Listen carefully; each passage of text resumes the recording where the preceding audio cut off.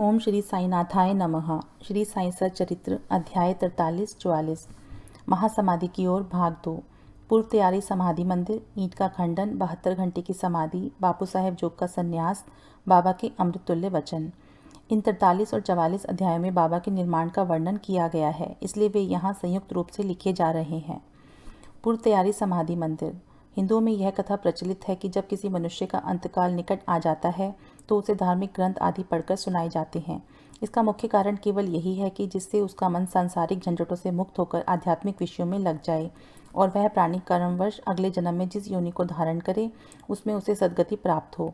सर्वसाधारण का तो यह विदित ही है कि जब राजा परीक्षित को एक ब्रह्मऋषि पुत्र ने श्राप दिया था और एक सप्ताह के पश्चात ही उनका अंतकाल निकट आया तो महात्मा शुकदेव ने उन्हें उस सप्ताह में श्रीमद् भागवत पुराण का पाठ सुनाया, जिससे उनको मोक्ष की प्राप्ति हुई। यह प्रथा अभी भी अपनाई जाती है। महानिर्वाण के समय गीता, भागवत और अन्य ग्रंथों का पाठ किया जाता है। बाबा तो स्वयं अवतार थे, इसलिए उन्हें बाह्य साधनों की आवश्यकता नहीं थी, परंतु केवल दूसरों के समक्ष उदाहरण प्रस्तुत करने के हेतु ही उन्होंने इस प्रथा की उपेक्षा नहीं की। जब उन्हें विदित हो गया कि अब मैं शीघ्र इस नश्वर देह को त्याग करूंगा, तब उन्होंने श्री वज्जे को राम विजय प्रकरण सुनाने की आज्ञा दी। श्री वज्जे ने एक सप्ताह प्रतिदिन पाठ सुनाया।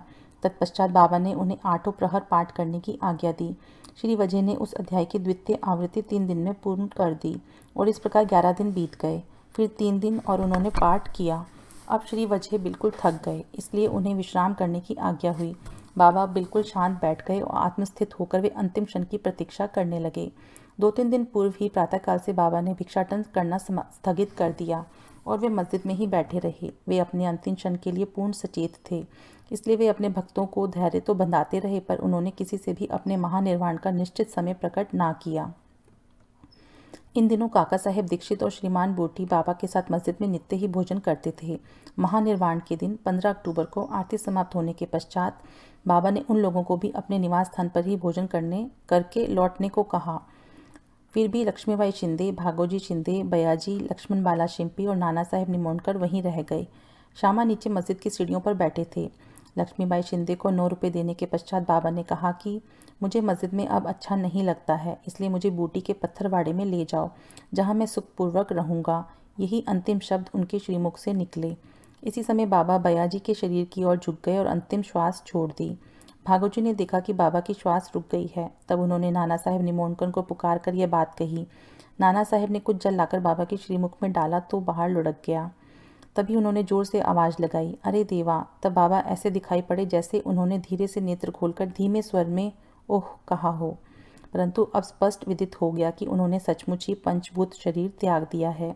बाबा समाधिस्थ हो गए। यह हृदय विदारक दुसंवाद दावानल की भांति तुरंत ही चारों ओर फैल गया। शिरडी के सब नर नारी और बालकगण मस्जिद की ओर दौड़े। चारों ओर हाहाकार मच गया। सभी के हृदय पर वज्रपात हुआ। उनके हृदय विचलित होने लगे। कोई जोर जोर से चिल्लाकर रुदन करने लगा, कोई सड़कों पर लौटने लगा और बहुत से बेसुध होकर वहीं गिर पड़े। प्रत्येक की आंखों से झरझर आंसू गिर रहे थे। प्रलय काल के वातावरण में तांडव नृत्य का जैसा दृश्य उपस्थित हो जाता है, वही गति शिरडी के नर नारियों के रुदन से उपस्थित हो गई। उनके इस महान दुख में कौन आकर उन्हें धैर्य बंधाता कि जब तक कि उन्होंने साक्षात सगुण पर ब्रह्म का सानिध्य खो दिया था। इस दुख का वर्णन भला कर ही कौन सकता है।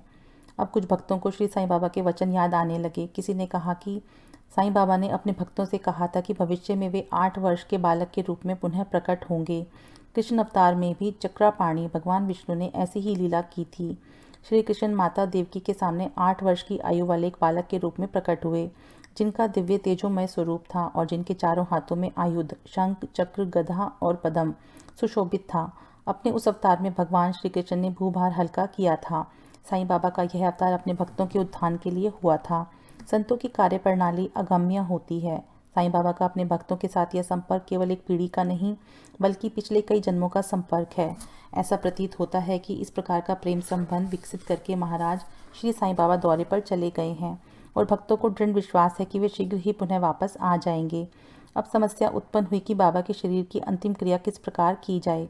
कुछ यवन लोग कहने लगे कि उनके शरीर को कब्रिस्तान में दफन करके उसके ऊपर एक मकबरा बना देना चाहिए। खुशाल चंद और अमीर शक्कर की भी यही धारणा थी, परंतु ग्राम्य अधिकारी श्री रामचंद्र पाटिल ने दृढ़ और निश्चयात्मक स्वर में कहा कि तुम्हारा निर्णय मुझे मान्य नहीं है। शरीर को वाड़े के अतिरिक्त अन्यत्र कहीं भी नहीं रखा जाएगा। इस प्रकार लोगों में मतभेद उत्पन्न हो गया और वह वाद विवाद 36 घंटों तक चला। बुधवार के दिन प्रातःकाल बाबा ने लक्ष्मण मामा जोशी को स्वप्न दिया और उन्हें अपने हाथ से खींचते हुए कहा कि शीघ्र उठो, बापू समझता है कि मैं मृत हूँ, इसलिए वह तो आएगा नहीं। तुम पूजन और काकड़ आरती करो। लक्ष्मण मामा ग्राम के ज्योतिषियों श्यामा के मामा और एक कर्मठ ब्राह्मण थे। वे नित्य प्रातःकाल बाबा का पूजन किया करते थे। तत्पश्चात ग्राम देवियों और देवताओं का उनकी बाबा पर दृढ़ निष्ठा थी, इसलिए इस दृष्टांत के पश्चात वे पूजन की समस्त सामग्री लेकर वहां आए और ज्यों ही उन्होंने बाबा के मुख का आवरण हटाया तो उस निर्जीव अलौकिक महान प्रदीप्त प्रतिभा के दर्शन कर वे स्तब्ध रह गए, मानो हिमांशु ने उन्हें अपने पाश में आबद्ध करके जड़वत बना दिया हो। स्वप्न की स्मृति ने उन्हें अपना कर्तव्य करने को प्रेरित किया। फिर उन्होंने मौलवियों के विरोध की कुछ भी चिंता ना कर विधिवत पूजन और काकड़ आरती की।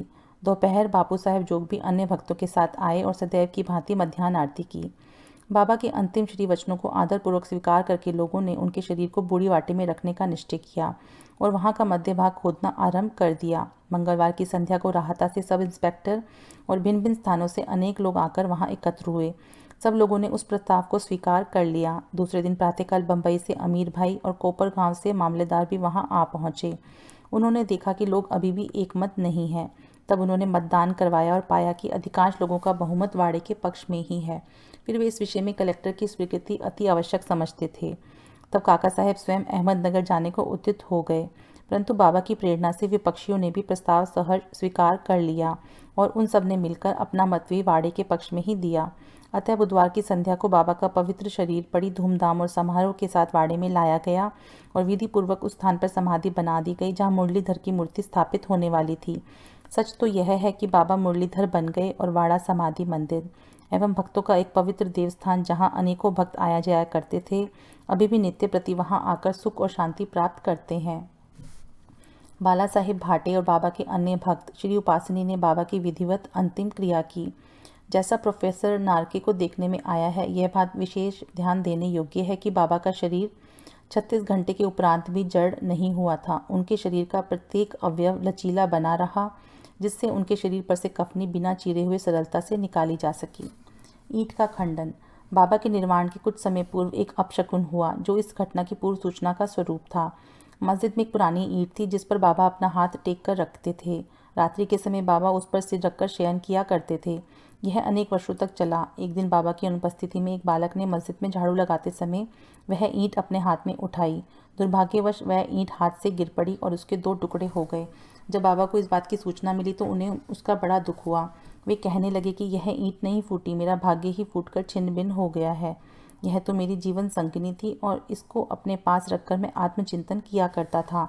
यह मुझे अपने प्राणों के समान प्रिय थी और उसने आज मेरा साथ छोड़ दिया है।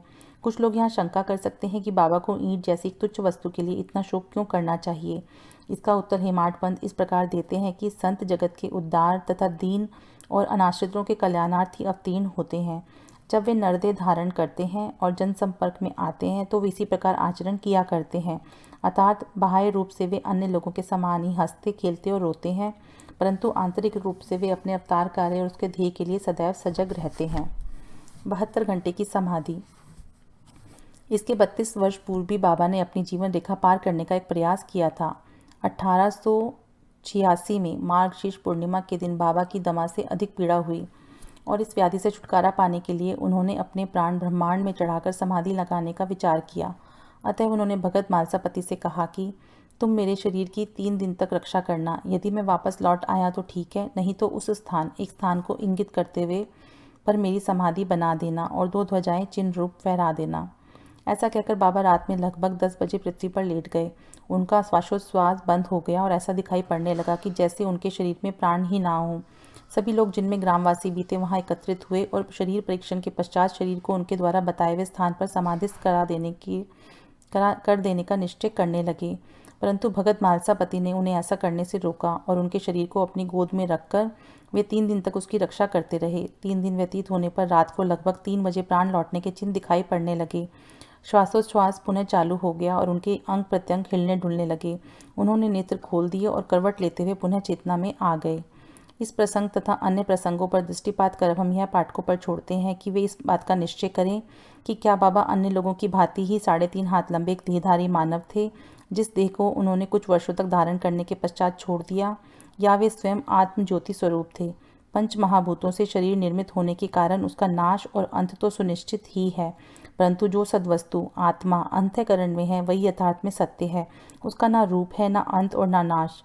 यही शुद्ध चैतन्य घन या ब्रह्म इंद्रियों और मन पर शासन और नियंत्रण रखने वाला जो तत्व है वही साईं है, जो संसार के समस्त प्राणियों में विद्यमान है और जो सर्वव्यापी है। अपना अवतार कार्य करने के लिए ही उन्होंने देह धारण किया था और वह कार्य पूर्ण होने पर उन्होंने उसे त्याग कर पुनः अपना शाश्वत और अनंत स्वरूप धारण कर लिया। श्री दत्तात्रेय के पूर्ण अवतार गागनपुर के श्री नरसिंह सरस्वती के समान श्री साईं भी सदैव वर्तमान हैं। उनका निर्माण तो एक औपचारिक बात है, वे जड़ और चेतन सभी पदार्थों में व्याप्त हैं तथा सर्वभूतों के अंतःकरण के संचालक और नियंत्रण करता है। इसका अभी भी अनुभव किया जा सकता है और अनेकों के अनुभव में भी आ चुका है, जो अनन्य भाव से उनके शरणागत हो चुके हैं और जो पूर्ण अंतःकरण से उनके उपासक हैं। यद्यपि बाबा का स्वरूप अब देखने को नहीं मिल सकता, फिर भी यदि हम शिरडी जाएं तो हमें वहां उनका जीवन सदृश चित्र मस्जिद द्वारका माई को शोभायमान करते हुए अभी भी देखने आएगा। यह चित्र बाबा के एक प्रसिद्ध भक्त कलाकार श्री श्यामराव जयकर ने बनाया था। एक कल्पनाशील और भक्त दर्शक को यह चित्र अभी भी बाबा के साक्षात दर्शन के समान ही संतोष और सुख पहुंचाता है। बाबा अब देह में स्थित नहीं हैं, परंतु वे सर्वभूतों में व्याप्त हैं और भक्तों का कल्याण पूर्वत ही करते हैं और करते रहेंगे, जैसा कि सदैव वे रहकर किया करते थे। बाबा अमर हैं, चाहे वे नरदेह धारण कर लें, जो कि एक आवरण मात्र है, परंतु वे तो स्वयं भगवान श्री हरि हैं, जो समय समय पर भूतल पर अवतीर्ण होते हैं। बापू साहेब जोग का संन्यास। जोग के संन्यास की चर्चा कर हेमाड पंत यह अध्याय समाप्त करते हैं। श्री सखाराम हरि उर्फ बापू साहेब जोग पुणे के प्रसिद्ध वारकरी विष्णु बुआ जोग के काका थे। वे लोक निर्माण विभाग में पर्यवेक्षक थे।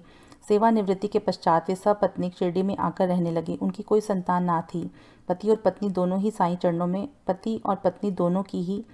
चरणों में अटल श्रद्धा थी। वे दोनों उनकी पूजा और सेवा करने में ही अपने दिन व्यतीत किया करते थे। मेघा की मृत्यु के पश्चात बापू साहेब जोग ने बाबा की महासमाधि पर्यंत मस्जिद और चावड़ी में आरती की। उनको साठेवाड़ा में श्री ज्ञानेश्वर और श्री एकनाथी भागवत का वाचन और उसका भावार्थ श्रोताओं को समझाने का कार्य भी दिया गया। इस प्रकार अनेक वर्षों तक सेवा करने के पश्चात उन्होंने एक बार बाबा से प्रार्थना की कि हे मेरे जीवन के एकमात्र आधार, आपके पूजनीय चरणों का दर्शन कर समस्त प्राणियों को परम शांति का अनुभव होता है। मैं इन श्री चरणों की अनेक वर्षों से निरंतर सेवा कर रहा हूँ, परंतु क्या कारण है कि आपके चरणों की छाया के सन्निकट होते हुए भी मैं उसकी शीतलता से वंचित हूँ। मेरे इस जीवन में कौन सा सुख है यदि मेरा चंचल मन शांत और स्थिर बनकर आपके श्री चरणों में लीन नहीं हो? क्या इतने वर्षों का मेरा संत समागम व्यर्थ ही हो जाएगा? मेरे जीवन में वह शुभ घड़ी कब आएगी जब आपकी कृपा दृष्टि मुझ पर पड़ेगी? भक्त की प्रार्थना सुनकर बाबा को दया आ गई। उन्होंने उत्तर दिया कि थोड़े ही दिनों में अब तुम्हारे अशुभ कर्म समाप्त हो जाएंगे तथा पाप और पुण्य जलकर शीघ्र ही भस्म हो जाएंगे। मैं तुम्हें उस दिन ही भाग्यशाली समझूंगा जिस दिन तुम ऐन्द्रिक विषयों को तुच्छ जानकर समस्त पदार्थों से विरक्त होकर पूर्ण अनन्य भाव से ईश्वर भक्ति कर संन्यास धारण कर लोगे। कुछ समय के पश्चात बाबा के वचन सत्य सिद्ध हुए। उनकी स्त्री का देहांत हो जाने पर उनकी अन्य कोई जिम्मेदारी शेष न रही। अब वे स्वतंत्र हो गए और उन्होंने अपनी मृत्यु के पूर्व संन्यास धारण कर अपने जीवन का लक्ष्य प्राप्त कर लिया। बाबा के अमृत तुल्य वचन। दयानिधि कृपालु श्री साईं समर्थ ने मस्जिद द्वारका माई में अनेक बार निम्नलिखित अमृत वचन कहे थे। जो मुझे अत्यधिक प्रेम करता है वह सदैव मेरा ही दर्शन पाता है। उसके लिए मेरे बिना सारा संसार ही सोना है। वह केवल मेरा ही लीलागान करता है। वह सतत मेरा ही ध्यान करता है और सदैव मेरा ही नाम जपता है। जो पूर्ण रूप से मेरी शरण में आ जाता है और सदा मेरा ही स्मरण करता है, उसके ऊपर यह ऋण मैं उसे मुक्ति आत्म उपलब्धि प्रदान करके चुका दूंगा। जो मेरा ही चिंतन करता है और मेरा प्रेम ही जिसकी भूख और प्यास है और जो पहले मुझे अर्पित किए बिना कुछ नहीं खाता, मैं उसके अधीन हूँ। जो इस प्रकार मेरी शरण में आता है वह मुझसे मिलकर उसी तरह एकाकार हो जाता है जिस तरह नदियाँ समुद्र से मिलकर तदाकार हो जाती हैं। अतः महत्ता और अहंकार का सर्वथा परित्याग करके तुम्हें मेरे प्रति जो हृदय में आसीन है पूर्ण रूप से समर्पित हो जाना चाहिए। यहाँ मैं कौन है? श्री साईं बाबा ने अनेक बार समझाया, यह मैं कौन है। इस मैं को ढूंढने के लिए अधिक दूर जाने की आवश्यकता नहीं। तुम्हारे नाम और आकार से परे मैं तुम्हारे अंतःकरण और समस्त प्राणियों में चैतन्य घन स्वरूप में विद्यमान हूँ और यही मैं का स्वरूप है। ऐसा समझकर तुम अपने तथा समस्त प्राणियों में मेरा ही दर्शन करो। यदि तुम इसका नित्य प्रति अभ्यास करोगे तो तुम्हें मेरी सर्वव्यापकता का अनुभव शीघ्र हो जाएगा और मेरे साथ अभिन्नता प्राप्त हो जाएगी। अतः हेमाड पंत पाठकों को नमन करके उनसे प्रेम और आदर पूर्वक विनम्र प्रार्थना करते हैं कि उन्हें समस्त देवताओं, संतों और भक्तों का आदर करना चाहिए। बाबा सदैव कहा करते थे कि जो दूसरों को पीड़ा पहुंचाता है वह मेरे हृदय को दुख देता है तथा मुझे कष्ट पहुंचाता है। इसके विपरीत जो स्वयं कष्ट सहन करता है वह मुझे अधिक प्रिय है। बाबा समस्त प्राणियों में विद्यमान हैं और उनकी हर प्रकार से रक्षा करते हैं। समस्त जीवों से प्रेम करो, यही उनकी आंतरिक इच्छा है। इस प्रकार का विशुद्ध अमृतमय स्रोत उनके श्रीमुख से सदैव झरता रहता था। अतः जो प्रेम पूर्वक बाबा का लीलागान करेंगे और उन्हें भक्ति पूर्वक श्रवण करेंगे, उन्हें साईं से अवश्य अभिन्नता प्राप्त होगी। श्री सद्गुरु साईनाथार्पणमस्तु। शुभम भवतु। ओम साई राम। ओम श्री साईनाथाय नमः। श्री साई सच्चरित्र अध्याय 45 संदेह निवारण। काका साहेब दीक्षित का संदेह और आनंद राव का स्वप्न। बाबा के शयन के लिए लकड़ी का तख्ता। प्रस्तावना। गत 3 अध्याय में बाबा के निर्वाण का वर्णन किया गया है। इसमें कोई संदेह नहीं कि बाबा का साकार स्वरूप लुप्त हो गया है, परंतु उनका निराकार स्वरूप सदैव विद्यमान रहेगा। अभी तक केवल उन्हीं घटनाओं और लीलाओं का उल्लेख किया गया है जो बाबा के जीवन काल में घटित हुई थी। उनके समाधिस्थ होने के पश्चात भी उनकी लीलाएं हो चुकी हैं और अभी भी देखने में आ रही हैं, जिनसे यह सिद्ध होता है कि बाबा अभी भी हमारे बीच विद्यमान हैं और पहले की ही भांति अपने भक्तों को सहायता पहुंचाया करते हैं।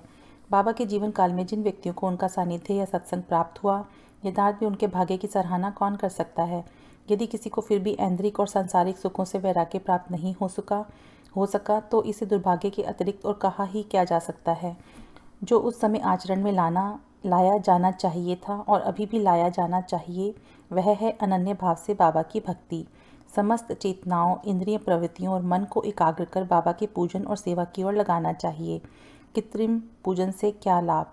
यदि पूजन या ध्यान आदि करने की ही अभिलाषा है तो वह शुद्ध मन और अंतःकरण से होना चाहिए। जिस प्रकार पतिव्रता स्त्री का विशुद्ध प्रेम अपने पति पर होता है, इस प्रेम की उपमा कभी कभी लोग शिष्य और गुरु के प्रेम से भी कर दिया करते हैं, परंतु फिर भी शिष्य और गुरु के प्रेम के समक्ष पतिव्रता का प्रेम फीका है और उसकी कोई समानता नहीं की जा सकती। माता पिता, भाई या अन्य संबंधी जीवन का ध्येय आत्म साक्षात्कार प्राप्त करने में कोई सहायता नहीं पहुंचा सकते। इसके लिए हमें स्वयं ही अपना मार्ग अन्वेषण कर आत्म अनुभूति के पथ पर अग्रसर होना पड़ता है। नित्य और अनित्य में विवेक, ही लौकिक तथा पारलौकिक सुखों का त्याग, इंद्रिय निग्रह और केवल मोक्ष की धारणा रखते हुए अग्रसर होना पड़ता है। दूसरों पर निर्भर रहने के बदले हमें आत्मविश्वास बढ़ाना उचित है। जब हम इस प्रकार विवेक बुद्धि से कार्य करने का अभ्यास करेंगे तो हमें अनुभव होगा कि यह संसार नाशवान और मिथ्या है। इस प्रकार की धारणा से सांसारिक पदार्थों में हमारी आसक्ति उत्तरोत्तर घटती जाएगी और अंत में हमें उनसे वैराग्य उत्पन्न हो जाएगा। तब कहीं आगे चलकर यह रहस्य प्रकट होगा कि ब्रह्म हमारे गुरु के अतिरिक्त और कोई दूसरा नहीं, वरन यथार्थ में वे ही सद्वस्तु परमात्मा है। और यह रहस्य उद्घाटन होता है कि यह दृश्यमान जगत उनका ही प्रतिबिंब है। अतः इस प्रकार हम सभी प्राणियों में उनके ही स्वरूप का दर्शन करके उनका पूजन करना प्रारंभ कर देते हैं और यही समत्व भाव दृश्यमान जगत से विरक्ति प्राप्त कराने वाला मूल मंत्र है। इस प्रकार जब हम ब्रह्म या गुरु की अनन्य भाव से भक्ति करेंगे तो हमें उनसे अभिन्नता की प्राप्ति होगी और आत्मानुभूति की प्राप्ति सहज ही हो जाएगी। संक्षेप में यह है कि सदैव गुरु का कीर्तन और उनका ध्यान करना ही हमें सर्वभूतों में भगवत दर्शन करने की योग्यता प्रदान करता है और इसी से परमानंद की प्राप्ति होती है। निम्नलिखित कथा इस तथ्य का प्रमाण है। काका साहिब का संदेह और आनंद राव का स्वप्न। यह तो सर्वविदित ही है कि बाबा ने काका साहेब दीक्षित को श्री एकनाथ महाराज के 2 ग्रंथ श्रीमद् भागवत और भावार्थ रामायण का नित्य पठन करने की आज्ञा दी थी। काका साहेब इन ग्रंथों का नियम पूर्वक पठन बाबा के समय से करते आए हैं और बाबा के समाधिस्थ होने के उपरांत अभी भी वे उसी प्रकार अध्ययन कर रहे हैं। एक समय चौपाटी में काका साहेब प्रातःकाल एक नाती भागवत का पाठ कर रहे थे। माधवराव देशपांडे, श्यामा और काका महाजनी भी उस समय वहां उपस्थित थे तथा ये दोनों ध्यानपूर्वक पाठ श्रवण कर रहे थे। उस समय 11वें स्कंद के द्वितीय अध्याय का वाचन चल रहा था, जिसमें नवनाथ अर्थात ऋषभ वंश के सिद्ध यानी कविहरि, अंतरिक्ष, प्रबुद्ध, पिपलायन, आविहोत्र, द्रुमिल, चमस और करभाजन का वर्णन है, जिन्होंने भागवत धर्म की महिमा राजा जनक को समझाई थी। राजा जनक इन नवनाथों से बहुत महत्वपूर्ण प्रश्न पूछे और इन सभी ने उनकी शंकाओं का बड़ा संतोषजनक समाधान किया था।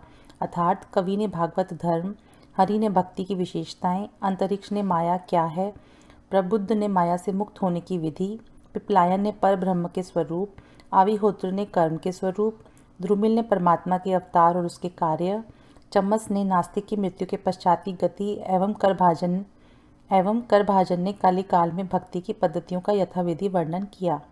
इन सब का अर्थ यही था कि कलयुग में मोक्ष प्राप्ति करने का एकमात्र साधन केवल हरि कीर्तन या गुरु चरणों का चिंतन ही है। पठन समाप्त होने पर काका साहेब बहुत ही निराशापूर्ण स्वर में माधवराव और अन्य लोगों से कहने लगे कि नवनाथों की भक्ति पद्धति का क्या कहना है, परंतु उसे आचरण में लाना कितना दुष्कर है। नाथ तो सिद्ध थे, परंतु हमारे समान मूर्खों में इस प्रकार की भक्ति का उत्पन्न होना क्या कभी संभव हो सकता है? अनेक जन्म धारण करने पर भी वैसी भक्ति की प्राप्ति नहीं हो सकती, तो फिर हमें मोक्ष कैसे प्राप्त हो सकेगा? ऐसा प्रतीत होता है कि हमारे लिए तो कोई आशा ही नहीं है। माधवराव को यह निराशावादी धारणा अच्छी ना लगी। वे कहने लगे कि हमारा अहोभाग्य है जिसके फलस्वरूप ही हमें साईं सदृश अमूल्य हीरा हाथ लग गया है। तब फिर इस प्रकार निराशा का राग अलापना उचित नहीं है। यदि तुम्हें बाबा पर अटल विश्वास है तो फिर इस प्रकार चिंतित होने की आवश्यकता ही क्या है? माना कि नवनाथों की भक्ति अपेक्षाकृत अधिक दृढ़ और प्रबल होगी, परंतु क्या हम लोग भी प्रेम और स्नेहपूर्वक भक्ति नहीं कर रहे हैं? क्या बाबा ने अधिकारपूर्ण वाणी में नहीं कहा कि श्री हरि या गुरु के नाम जाप से मोक्ष की प्राप्ति होती है? तब फिर भय और चिंता का स्थान ही कहाँ रह जाता है? परंतु फिर भी माधवराव के वचनों से काका साहेब का समाधान ना हुआ। वे फिर भी दिन भर व्यग्र और चिंतित ही बने रहे। यह विचार उनके मस्तिष्क में बार बार चक्कर काट रहा था कि किस विधि से नवनाथों के समान भक्ति की प्राप्ति संभव हो सकेगी। एक महाशय जिनका नाम आनंदराव पाखड़े था, माधवराव को ढूंढते ढूंढते वहां आ पहुंचे।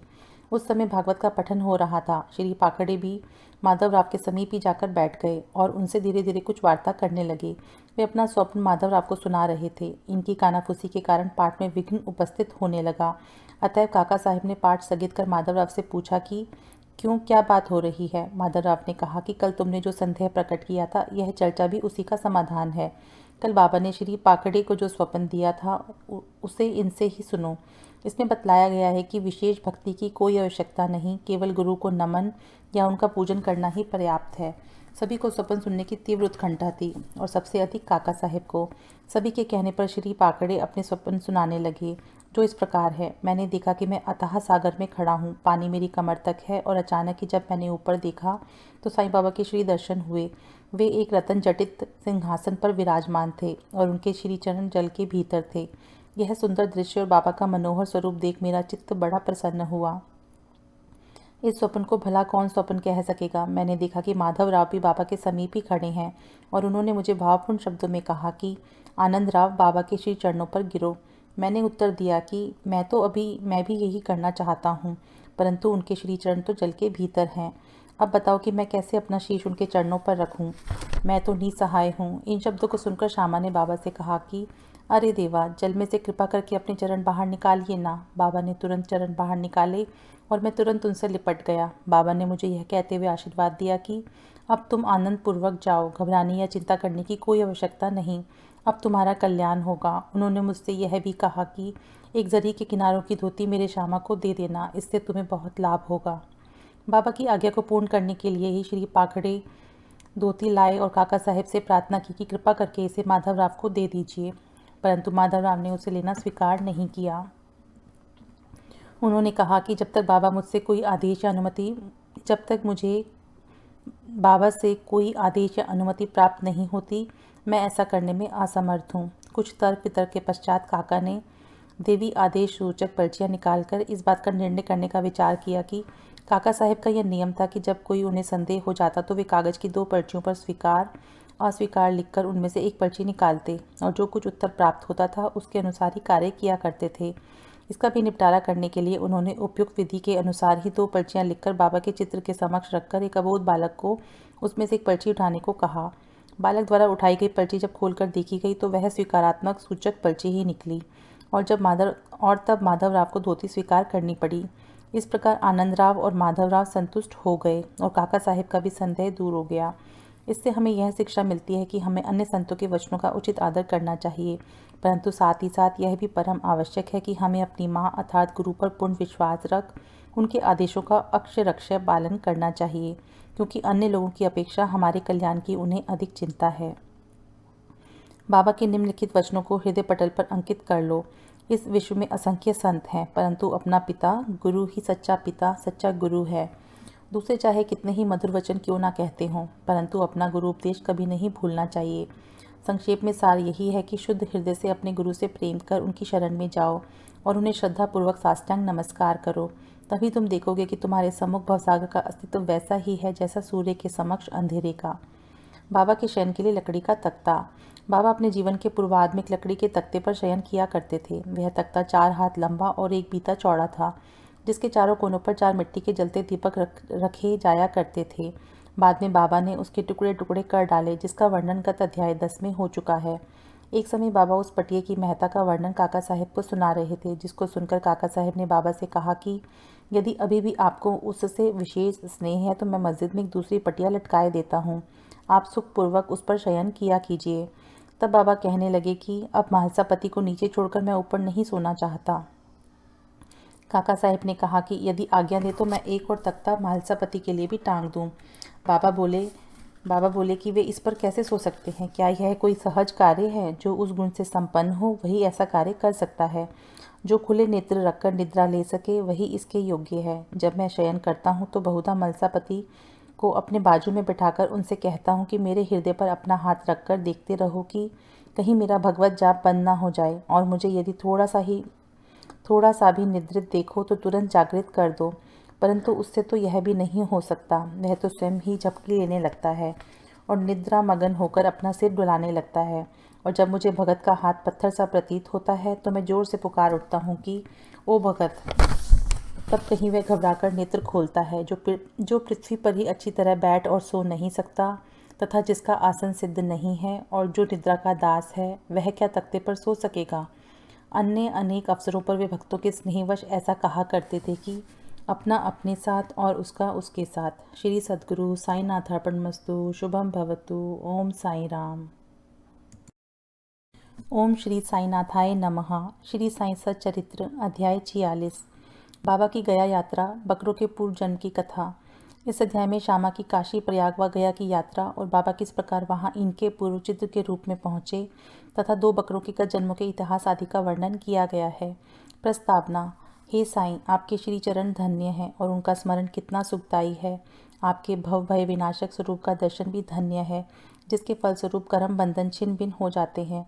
यद्यपि हमें आपके सगुण स्वरूप का दर्शन नहीं हो सकता, फिर भी यदि भक्तगण आपके श्री चरणों में श्रद्धा रखें तो आप उन्हें प्रत्यक्ष अनुभव दे दिया करते हैं। आप एक अज्ञात आकर्षण शक्ति द्वारा निकटस्थ या दूरस्थ भक्तों को अपने समीप खींचकर उन्हें एक दयालु माता के समान हृदय से लगाते हैं। हे साईं, भक्त नहीं जानते कि आपका निवास कहाँ है, परंतु आप इस कुशलता से उन्हें प्रेरित करते हैं, जिसके परिणाम स्वरूप भासित होने लगता है कि आपका अभयहस्त उनके सिर पर है, और यह आपकी ही कृपा दृष्टि का परिणाम है कि उन्हें अज्ञात सहायता सदैव प्राप्त होती रहती है। अहंकार के वशीभूत होकर उच्च कोटि के विद्वान और चतुर पुरुष भी इस भव सागर की दलदल में फंस जाते हैं, परंतु हे साईं, आप केवल अपनी शक्ति से असहाय और सुहृदय भक्तों को इस दलदल से उबारकर उनकी रक्षा किया करते हैं। पर्दे की ओट में छिपे रहकर आप ही तो सब न्याय कर रहे हैं, फिर भी आप ऐसा अभिनय करते हैं जैसे उनसे आपका कोई संबंध ही ना हो, कोई भी आपकी संपूर्ण जीवन गाथा ना जान सका। इसलिए यही श्रेष्ठकर है कि हम अनन्य भाव से आपके श्री चरणों की शरण में आ जाएं और अपने पापों से मुक्त होने के लिए एकमात्र आपका ही नाम स्मरण करते रहें। आप अपने निष्काम भक्तों की समस्त इच्छाएं पूर्ण कर उन्हें परमानंद की प्राप्ति करा दिया करते हैं। केवल आपके मधुर नाम का उच्चारण ही भक्तों के लिए अत्यंत सुगम पथ है। इस साधन से उनमें राजसिक और तामसिक गुणों का ह्रास होकर सात्विक और धार्मिक गुणों का विकास होगा। इसके साथ ही साथ उन्हें क्रमशः विवेक और वैराग्य और ज्ञान की भी प्राप्ति हो जाएगी। तब उन्हें आत्मस्थित होकर गुरु से भी अभिन्नता प्राप्त होगी, और इसका दूसरा अर्थ है गुरु के प्रति अनन्य भाव से शरणागत होना। इसका निश्चित प्रमाण केवल यही है कि तब हमारा मन स्थिर और शांत हो जाता है। इस शरणागति भक्ति और ज्ञान की महत्ता अद्वितीय है, क्योंकि इनके साथ ही शांति, वैराग्य, कीर्ति, मोक्ष इत्यादि की भी प्राप्ति सहज ही हो जाती है। यदि बाबा अपने भक्तों पर अनुग्रह करते हैं तो वे सदैव ही उनके समीप रहते हैं, चाहे भक्त कहीं भी क्यों ना चला जाए, परंतु वे तो किसी न किसी रूप में पहले ही वहाँ पहुँच जाते हैं। यह निम्नलिखित कथा से स्पष्ट है। गया यात्रा। बाबा से परिचय होने के कुछ काल पश्चात ही काका साहेब दीक्षित ने अपने ज्येष्ठ पुत्र बापू का नागपुर में उपनयन संस्कार करने का निश्चय किया और लगभग उसी समय नाना साहेब चंदोरकर ने भी अपने ज्येष्ठ पुत्र की ग्वालियर में शादी करने का कार्यक्रम बनाया। दीक्षित और चांदोरकर दोनों ही शिरडी आए और प्रेम पूर्वक उन्होंने बाबा को निमंत्रण दिया। तब उन्होंने अपने प्रतिनिधि श्यामा को ले जाने को कहा, परंतु जब उन्होंने स्वयं पधारने के लिए उनसे आग्रह किया तो उन्होंने उत्तर दिया, बनारस और प्रयाग निकल जाने के पश्चात मैं श्यामा से पहले ही पहुंच जाऊंगा। पाठकगण कृपया इन शब्दों को थोड़ा ध्यान में रखें, क्योंकि ये शब्द बाबा की सर्वज्ञता के बोधक हैं। बाबा की आज्ञा प्राप्त कर श्यामा ने इन उत्सवों में सम्मिलित होने के लिए पहले नागपुर, ग्वालियर और इसके पश्चात काशी, प्रयाग और गया जाने का निश्चय किया। अप्पा कोते भी श्यामा के साथ जाने को तैयार हो गए। प्रथम तो वे दोनों उपनयन संस्कार में सम्मिलित होने नागपुर पहुंचे। वहां काका साहेब दीक्षित ने श्यामा को 200 रुपये खर्च के निमित्त दिए। वहां से वे लोग विवाह में सम्मिलित होने ग्वालियर पहुंचे। वहां नाना साहेब चंदोरकर ने 100 रुपये और उनके संबंधी श्री जठार ने भी 100 रुपये श्यामा को भेंट किए। फिर श्यामा काशी पहुंचे, जहां जठार ने लक्ष्मी नारायण जी के भव्य मंदिर में उनका उत्तम स्वागत किया। अयोध्या में जठार के व्यवस्थापक ने भी श्यामा का अच्छा स्वागत किया। श्यामा और कोते अयोध्या में 21 दिन तथा काशी, बनारस में 2 मास तक ठहर कर फिर गया को रवाना हो गए। गया में प्लेग फैलने के समाचार रेलगाड़ी में सुनकर इन लोगों को थोड़ी चिंता सी होने लगी। फिर भी रात्रि को वे गया स्टेशन पर उतरे और एक धर्मशाला में जाकर ठहरे। प्रातःकाल गया वाला पुजारी पंडा, जो यात्रियों के ठहरने और भोजन की व्यवस्था किया करता था, आया और कहने लगा कि सभी यात्री तो प्रस्थान कर चुके हैं, इसलिए अब आप भी शीघ्रता करें। श्यामा ने सहज ही उससे पूछा कि क्या गया में प्लेग फैला है? तब पुजारी ने कहा, नहीं, आप निर्विघ्न मेरे यहाँ पधार कर वस्तुस्थिति का स्वयं अवलोकन करें। तब वे उनके साथ उनके मकान पर पहुंचे। उनका मकान क्या एक विशाल भवन था, जिसमें पर्याप्त यात्री विश्राम पा सकते थे। श्यामा को भी उसी स्थान पर ठहराया गया, जो उन्हें अत्यंत प्रिय लगा। बाबा का एक बड़ा चित्र, जो कि मकान के अग्रिम भाग के ठीक मध्य में लगा था, देखकर वे अति प्रसन्न हो गए। उनका हृदय भर आया और उन्हें बाबा के शब्दों की स्मृति हो गई कि मैं काशी और प्रयाग निकल जाने के पश्चात श्यामा के आगे ही पहुंच जाऊंगा। श्यामा की आंखों से अश्रुओं की धाराएं बहने लगी और उनके शरीर में रोमांच हो आया तथा कंठ रुंध गया और रोते रोते उनकी घिघियाँ बंध गई। पुजारी ने श्यामा की जो ऐसी स्थिति देखी तो उसने सोचा कि यह व्यक्ति प्लेग की सूचना से भयभीत होकर रुदन कर रहा है, परंतु श्यामा ने उसकी कल्पना के विपरीत ही प्रश्न किया कि यह बाबा का चित्र तुम्हें कहाँ से मिला? उसने उत्तर दिया कि मेरे 200-300 दलाल मनमाड़ और पुणा तांबे क्षेत्र में कार्य करते हैं तथा उस क्षेत्र से गया आने वाले यात्रियों की सुविधा का विशेष ध्यान रखा करते हैं। वहाँ शिरडी के साईं महाराज की कीर्ति मुझे सुनाई पड़ी। लगभग 12 वर्ष हुए मैंने स्वयं शिरडी जाकर बाबा के श्री दर्शन का लाभ उठाया था और वहीं श्यामा के घर में लगे हुए उनके चित्र से मैं आकर्षित हुआ था। तभी बाबा की आज्ञा से श्यामा ने जो चित्र मुझे भेंट किया था, यह वही चित्र है। श्यामा की पूर्व स्मृति जागृत हो गई और जब गया वाले पुजारी को यह ज्ञात हुआ कि ये वही श्यामा है जिन्होंने मुझे इस चित्र द्वारा अनुग्रहित किया था और आज मेरे यहाँ अतिथि बनकर ठहरे हैं, तो उसके आनंद की सीमा ना रही। दोनों बड़े प्रेम पूर्वक मिलकर हर्षित हुए। फिर पुजारी ने श्यामा का बादशाही ढंग से भव्य स्वागत किया। वह एक धनाढ्य व्यक्ति था। स्वयं डोली में और श्यामा को हाथी पर बिठाकर खूब घुमाया तथा हर प्रकार से उनकी सुख सुविधा का ध्यान रखा। इस कथा ने सिद्ध कर दिया कि बाबा के वचन सत्य निकले। उनका अपने भक्तों पे कितना स्नेह था, इसको तो छोड़ो, वे तो सब प्राणियों पर एक सा प्रेम किया करते थे और उन्हें अपना ही स्वरूप समझते थे। यह निम्नलिखित कथा से विदित हो जाएगा। 2 बकरे। एक बार जब बाबा लेंडी बाग से लौट रहे थे तो उन्होंने बकरों का एक झुंड आते देखा। उनमें से 2 बकरों ने उन्हें अपनी ओर आकर्षित कर लिया। बाबा ने जाकर प्रेम से उनका शरीर अपने हाथ से थपथपाया और उन्हें 32 रुपये में खरीद लिया। बाबा का यह विचित्र व्यवहार देखकर भक्तों को आश्चर्य हुआ और उन्होंने सोचा कि बाबा तो इस सौदे में ठगे गए हैं, क्योंकि एक बकरे का मूल्य उस समय 3-4 रुपये से अधिक ना था और वे 2 बकरे अधिक से अधिक 8 रुपये में प्राप्त हो सकते थे। उन्होंने बाबा को कोसना प्रारंभ किया, परंतु बाबा शांत बैठे रहे। तब श्यामा और तात्या ने बकरे मोल लेने का कारण पूछा तो उन्होंने उत्तर दिया कि मेरे कोई घर या स्त्री तो है नहीं जिसके लिए मुझे पैसे इकट्ठे करने हैं। फिर उन्होंने 4 सेर दाल बाजार से मंगाकर उन्हें खिलाई। जब उन्हें खिला पिला चुके तो उन्होंने पुनः उनके मालिक को बकरे लौटा दिए। तत्पश्चात ही उन्होंने उन बकरों के पूर्व जन्मों की कथा इस प्रकार सुनाई। श्यामा और तात्या, तुम लोग सोचते हो कि मैं इस सौदे में ठगा गया हूँ, परंतु ऐसा नहीं है। इनकी कथा सुनो। गत जन्मों में दोनों सगे भाई थे और पहले इनमें परस्पर बहुत प्रेम था, परंतु बाद में ये एक दूसरे के कट्टर शत्रु बन गए। बड़ा भाई आलसी था, किंतु छोटा भाई बहुत परिश्रमी था, जिसने पर्याप्त धन उपार्जन कर लिया था, जिससे बड़ा भाई अपने छोटे भाई से ईर्ष्या किया करता था।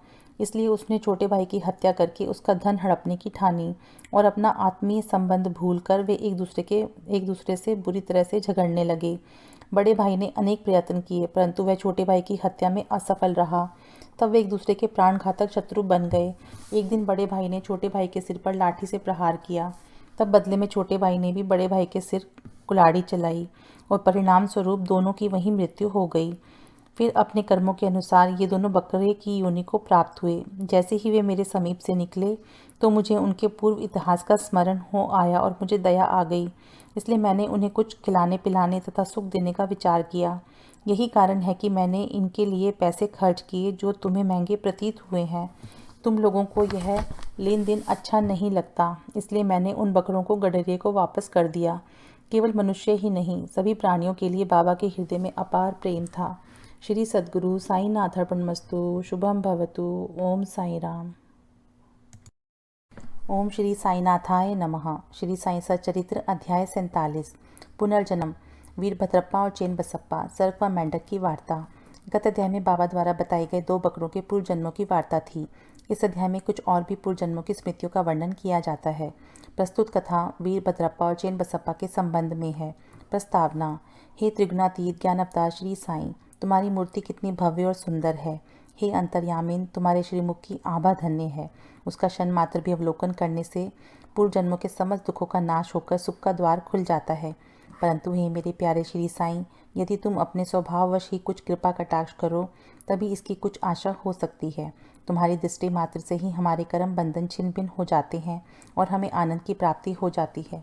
गंगा में स्नान करने से समस्त पाप नष्ट हो जाते हैं, परंतु गंगा माई भी संतों के आगमन की सदैव उत्सुकता पूर्वक राह देखा करती है कि वे कब पधारें और मुझे अपनी चरण रथ से पावन करें। श्री साईं तो संत चूड़ामणि हैं, अब उनके द्वारा ही हृदय पवित्र बनाने वाली यह कथा सुनो। सर्प और मेंढक। श्री साईं बाबा ने कहा, एक दिन प्रातःकाल 8 बजे जलपान के पश्चात में घूमने निकला। चलते चलते मैं एक छोटी सी नदी के किनारे पहुंचा। मैं अधिक थक चुका था, इस कारण वहां बैठकर कुछ विश्राम करने लगा। कुछ देर के पश्चात ही मैंने हाथ पैर धोए और स्नान किया। तब कहीं मेरी थकावट दूर हुई और मुझे कुछ विश्रांति का अनुभव होने लगा। उस स्थान से एक पगडंडी और बैलगाड़ी के जाने का मार्ग था, जिसके दोनों ओर सघन वृक्ष थे। मलय बयार मंद मंद बह रही थी। मैं चिलम भर ही रहा था कि इतने में मेरे कानों में एक मेंढक के बुरी तरह टर्राने की ध्वनि सुनाई पड़ी। मैं चकमक सुलगा ही रहा था कि इतने में एक यात्री वहां आया और मेरे समीप आकर उसने मुझे प्रणाम किया और घर पर पधारकर भोजन तथा विश्राम करने का आग्रह करने लगा। उसने चिलम सुलगाकर मेरी और पीने के लिए बढ़ाई। मेंढक के डराने की ध्वनि सुनकर वह उसका रहस्य जानने के लिए उत्सुक हो उठा। मैंने उसे बतलाया कि एक मेंढक कष्ट में है जो अपने पूर्व जन्म के कर्मों का फल भोग रहा है। पूर्व जन्म के कर्मों का फल इस जन्म में भोगना पड़ता है, अतः अब उसका चिल्लाना व्यर्थ है। एक कश लेकर उसने चिलम मेरी ओर बढ़ाई। थोड़ा देखूं तो आखिर बात क्या है, ऐसा कहकर वह उधर जाने लगा। मैंने उसे बतलाया कि एक बड़े सांप ने एक मेंढक को मुंह में दबा लिया है, इसी कारण वह चिल्ला रहा है। दोनों ही पूर्व जन्म में बड़े दुष्ट थे और अब इस शरीर में अपने कर्मों का फल भोग रहे हैं। आगंतुक ने घटनास्थल पर जाकर देखा कि सचमुच एक बड़े सर्प ने एक बड़े मेंढक को मुंह में दबा रखा है। उसने वापस आकर मुझे बताया कि लगभग घड़ी 2 घड़ी में ही सांप मेंढक को निगल जाएगा। मैंने कहा, नहीं, यह कभी नहीं हो सकता। मैं उसका संरक्षक पिता हूँ और इस समय यहाँ उपस्थित हूँ। फिर सर्प की क्या सामर्थ्य है कि मेंढक को निगल जाए? क्या मैं व्यर्थ ही यहाँ बैठा हूँ? देखो मैं अभी उसकी किस प्रकार रक्षा करता हूँ। दोबारा चिलम पीने के पश्चात हम लोग उस स्थान पर गए। आगंतुक डरने लगा और उसने मुझे आगे बढ़ने से रोका कि कहीं सर्प आक्रमण ना कर दे। मैं उसकी बात की उपेक्षा कर आगे बढ़ा और दोनों से कहने लगा कि अरे वीरभद्रप्पा, क्या तुम्हारे शत्रु को पर्याप्त फल नहीं मिल चुका है जो उसे मेंढक की और तुम्हें सर्प की योनि प्राप्त हुई है? अरे अब तो अपना वैमनस्य छोड़ो, यह बड़ी लज्जाजनक बात है। अब तो इस ईर्ष्या को त्यागो और शांति से रहो। इन शब्दों को सुनकर सर्प ने मेंढक को छोड़ दिया और शीघ्र ही नदी में लुप्त हो गया। मेंढक भी कूदकर भागा और झाड़ियों में जा छिपा। उस यात्री को बड़ा अचंभा हुआ। उसकी समझ में ना आया कि बाबा के शब्दों को सुनकर सांप ने मेंढक को क्यों छोड़ दिया और वीरभद्रप्पा और चेन्नबसप्पा कौन थे, उनके वैमनस्य का कारण क्या था। इस प्रकार के विचार उसके मन में उठने लगे। मैं उसके साथ उसी वृक्ष के नीचे लौट आया और धूम्रपान करने के पश्चात उसे इसका रहस्य सुनाने लगा। मेरे निवास स्थान से लगभग 4-5 मील की दूरी पर एक पवित्र स्थान था जहाँ महादेव का मंदिर था। मंदिर अत्यंत जीर्ण स्थिति में था, सो वहाँ के निवासियों ने उसका जीर्णोद्धार करने के हेतु कुछ चंदा इकट्ठा किया। पर्याप्त धन एकत्रित हो गया और वहाँ नित्य पूजन की व्यवस्था कर मंदिर के निर्माण की योजनाएं तैयार की गईं। एक धनाढ्य व्यक्ति को कोषाध्यक्ष नियुक्त करके उसको समस्त कार्य की देखभाल का भार सौंप दिया गया। उसको कार्य व्यय आदि का यथोचित विवरण रखकर ईमानदारी से सब कार्य करना था। सेठ तो एक उच्च कोटि का कंजूस था। उसने मरम्मत में अत्यंत अल्प राशि व्यय की। इस कारण मंदिर का जीर्णोद्धार भी उसी अनुपात में हुआ। उसने सब राशि व्यय कर दी तथा कुछ अंश स्वयं हड़प लिया और उसने अपनी गांठ से एक पाई भी व्यय ना की। उसकी वाणी अधिक रसीली थी, इसलिए उसने लोगों को किसी प्रकार समझा बुझा लिया और कार्य पूर्ववत ही अधूरा रह गया। लोग फिर संगठित होकर उसके पास जाकर कहने लगे, सेठ साहेब, कृपा कार्य शीघ्र पूर्ण कीजिए। आपके प्रयत्न के अभाव में यह कार्य पूर्ण होना कदापि संभव नहीं, अतः आप पुनः योजना बनाइए, हम और भी चंदा वसूल करके देंगे। लोगों ने पुनः चंदा एकत्रित कर सेठ को दे दिया। उसने रुपए तो ले लिए, परंतु पूर्ववत ही शांत बैठा रहा। कुछ दिनों के पश्चात उसकी स्त्री को भगवान शंकर ने स्वप्न दिया कि उठो और मंदिर पर कलश चढ़ाओ। जो कुछ भी तुम इस कार्य में व्यय करोगी, मैं उसका 100 गुना अधिक तुम्हें दूंगा। उसने यह स्वप्न अपने पति को सुना दिया। सेठ भयभीत होकर सोचने लगा कि यह कार्य तो ज़्यादा रुपए खर्च कराने वाला है, इसलिए उसने यह बात हंसकर टाल दी कि यह तो एक निरा स्वप्न ही है और उस पर भी कहीं विश्वास किया जा सकता है। यदि ऐसा होता तो महादेव मेरे समक्ष ही प्रकट होकर यह बात मुझसे ना कह देते। मैं क्या तुमसे अधिक दूर था? यह स्वप्न शुभदायक नहीं, यह तो पति पत्नी के संबंध बिगाड़ने वाला है। इसलिए तुम बिल्कुल शांत रहो। भगवान को ऐसे द्रव्य की आवश्यकता ही कहाँ जो दानियों की इच्छा के विरुद्ध एकत्रित किया गया हो। वे तो सदैव प्रेम के भूखे हैं तथा प्रेम और भक्ति पूर्वक दिए गए एक तुच्छ तांबे का सिक्का भी सहज स्वीकार कर लेते हैं। महादेव ने पुनः सेठानी को स्वप्न में कह दिया कि तुम अपने पति के व्यर्थ की बातों और उनके पास संचित धन की ओर ध्यान ना दो और ना उनसे मंदिर बनवाने के लिए आग्रह ही करो। मैं तो तुम्हारे प्रेम और भक्ति का ही भूखा हूँ। जो कुछ भी तुम्हारी व्यय करने की इच्छा हो सो अपने पास से करो। उसने अपने पति से विचार विनिमय करके अपने पिता से प्राप्त आभूषणों को विक्रय करने का निश्चय किया। तब कृपण सेठ अशांत हो उठा। इस बार उसने भगवान को भी धोखा देने की ठान ली। उसने कौड़ी मोल केवल 1000 रुपयों में ही अपनी पत्नी के समस्त आभूषण स्वयं खरीद डाले और एक बंजर भूमि का भाग मंदिर के निमित्त लगा दिया, जिसे उसकी पत्नी ने भी चुपचाप स्वीकार कर लिया। सेठ ने जो भूमि दी थी वह उसकी स्वयं की ना थी, वरन एक निर्धन स्त्री दुबकी की थी, जो इसके यहाँ 200 रुपये में गिरवी रखी हुई थी। दीर्घ काल तक वह ऋण चुकाकर उसे वापस ना ले सकी, इसलिए उस धूर्त कृपण ने अपनी स्त्री दुबकी और भगवान सबको धोखा दे दिया।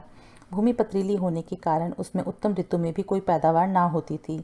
इस प्रकार यह लेन देन समाप्त हुआ। भूमि उस मंदिर के पुजारी को दे दी गई, जो उसे पाकर बहुत प्रसन्न हुआ। कुछ समय के पश्चात एक विचित्र घटना हुई। एक दिन बहुत जोरों से झंझावात आया और अतिवृष्टि हुई। उस कृपण के घर पर बिजली गिरी और फलस्वरूप पति पत्नी दोनों की मृत्यु हो गई।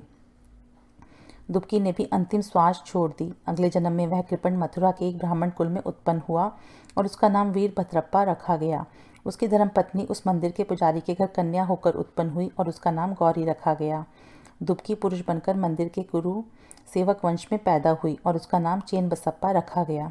पुजारी मेरा मित्र था और बहुधा मेरे पास आता जाता, वार्तालाप करता और मेरे साथ चिलम पिया करता था।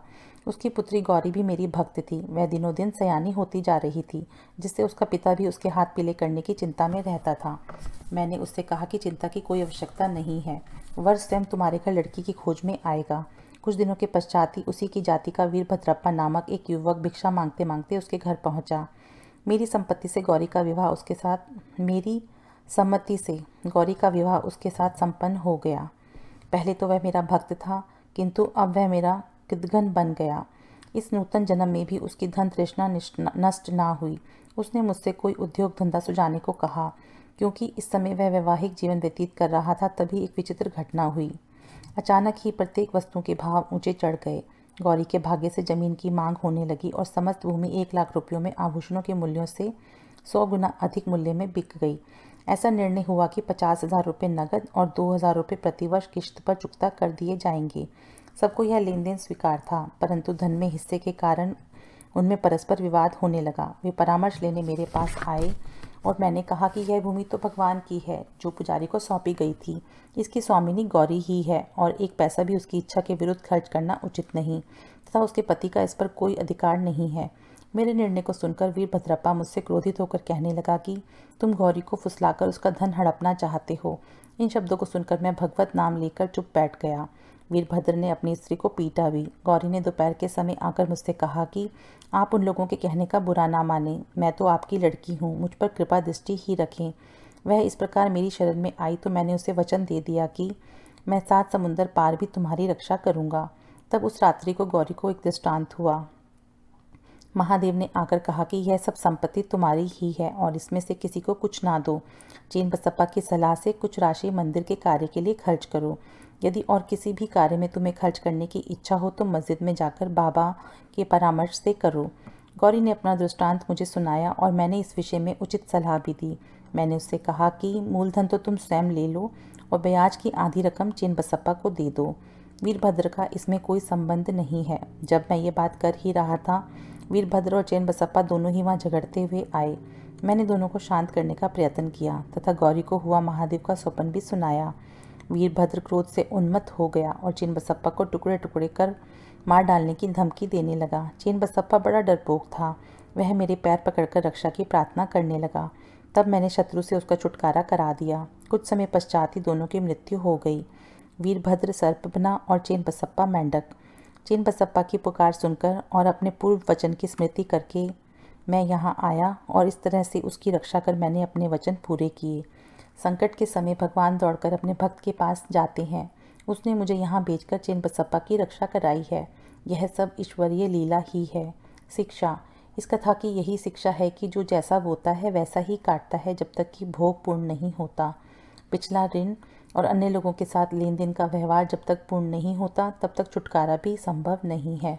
धन तृष्णा मनुष्य का पतन कर देती है और अंत में इससे ही वह विनाश को प्राप्त होता है। श्री सद्गुरु साईनाथार्पणमस्तु। शुभम भवतु। ओम साई राम।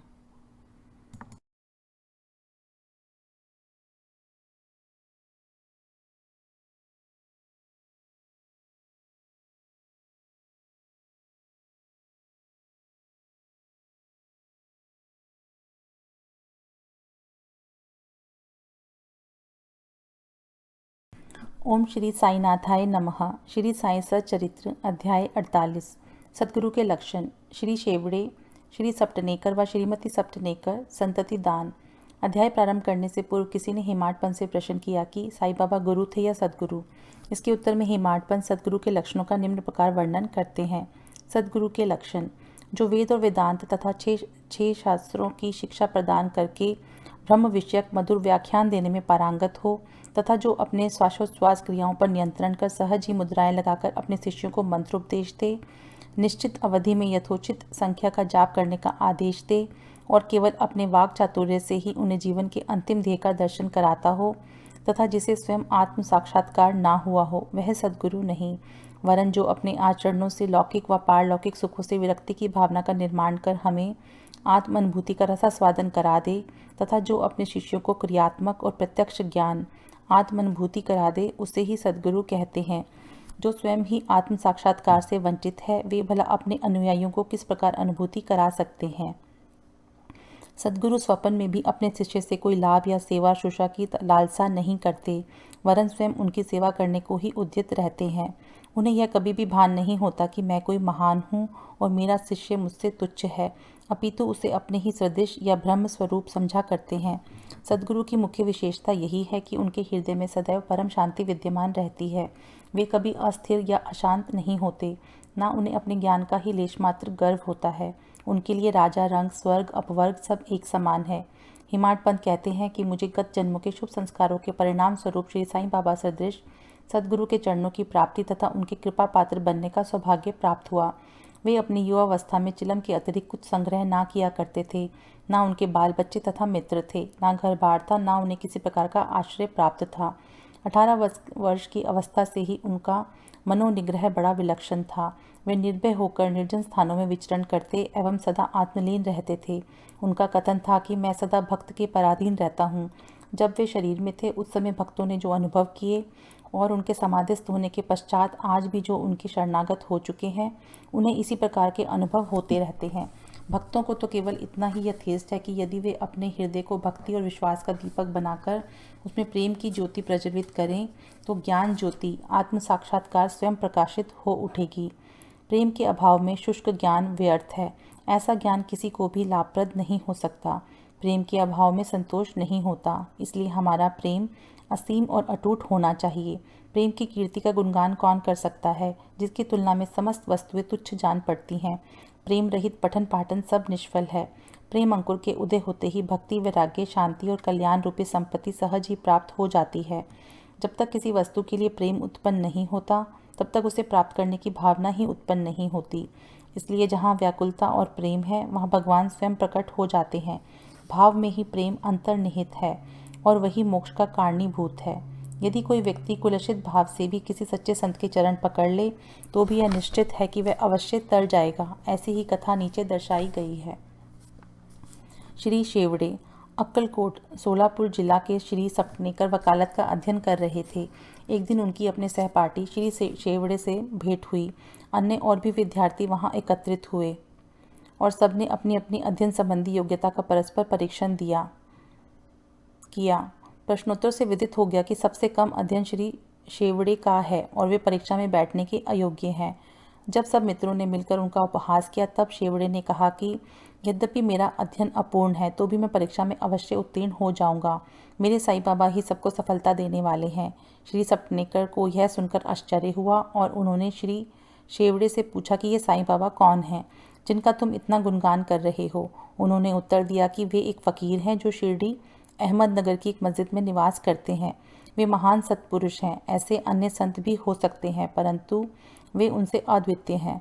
जब तक पूर्ण जन्म के शुभ संस्कार संचित ना हो तब तक उनसे भेंट होना दुर्लभ है। मेरी तो उन पर पूर्ण श्रद्धा है। उनके श्रीमुख से निकले वचन कभी असत्य नहीं होते। उन्होंने ही मुझे विश्वास दिलाया कि मैं अगले वर्ष परीक्षा में अवश्य उत्तीर्ण हो जाऊंगा। मेरा भी अटल विश्वास है कि मैं उनकी कृपा से परीक्षा में अवश्य ही सफलता पाऊंगा। श्री सपनेकर को अपने मित्र के ऐसे विश्वास पर हंसी आ गई और साथ ही श्री साईं बाबा का भी उन्होंने उपहास किया। भविष्य में जब शेवड़े दोनों परीक्षाओं में उत्तीर्ण हो गए तब सपनेकर को यह जानकर बड़ा आश्चर्य हुआ। श्री सपनेकर परीक्षा में उत्तीर्ण होने के पश्चात अक्कलकोट में रहने लगे और वहीं उन्होंने अपनी वकालत प्रारंभ कर दी। 10 वर्षों के पश्चात सन 1913 में उनके इकलौते पुत्र की गले की बीमारी से मृत्यु हो गई, जिससे उनका हृदय विचलित हो उठा। मानसिक शांति प्राप्त करने हेतु उन्होंने पंढरपुर, गाणगापुर और अन्य तीर्थ स्थानों की यात्रा की, परंतु उनकी अशांति पूर्ववत बनी रही।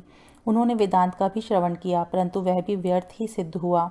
अचानक उन्हें शेवड़े के वचनों तथा श्री साईं बाबा के प्रति उनके विश्वास की स्मृति हो आई और उन्होंने विचार किया कि मुझे भी शिरडी जाकर बाबा के दर्शन करना चाहिए। वे अपने छोटे भाई पंडित राव के साथ शिरडी गए। बाबा के दर्शन कर उन्हें बड़ी प्रसन्नता हुई। जब उन्होंने समीप जाकर नमस्कार करके शुद्ध भावना से श्रीफल भेंट किया तो बाबा तुरंत क्रोधित हो उठे और बोले कि यहाँ से निकल जाओ। सपनेकर का सिर झुक गया और वे कुछ हटकर पीछे बैठ गए।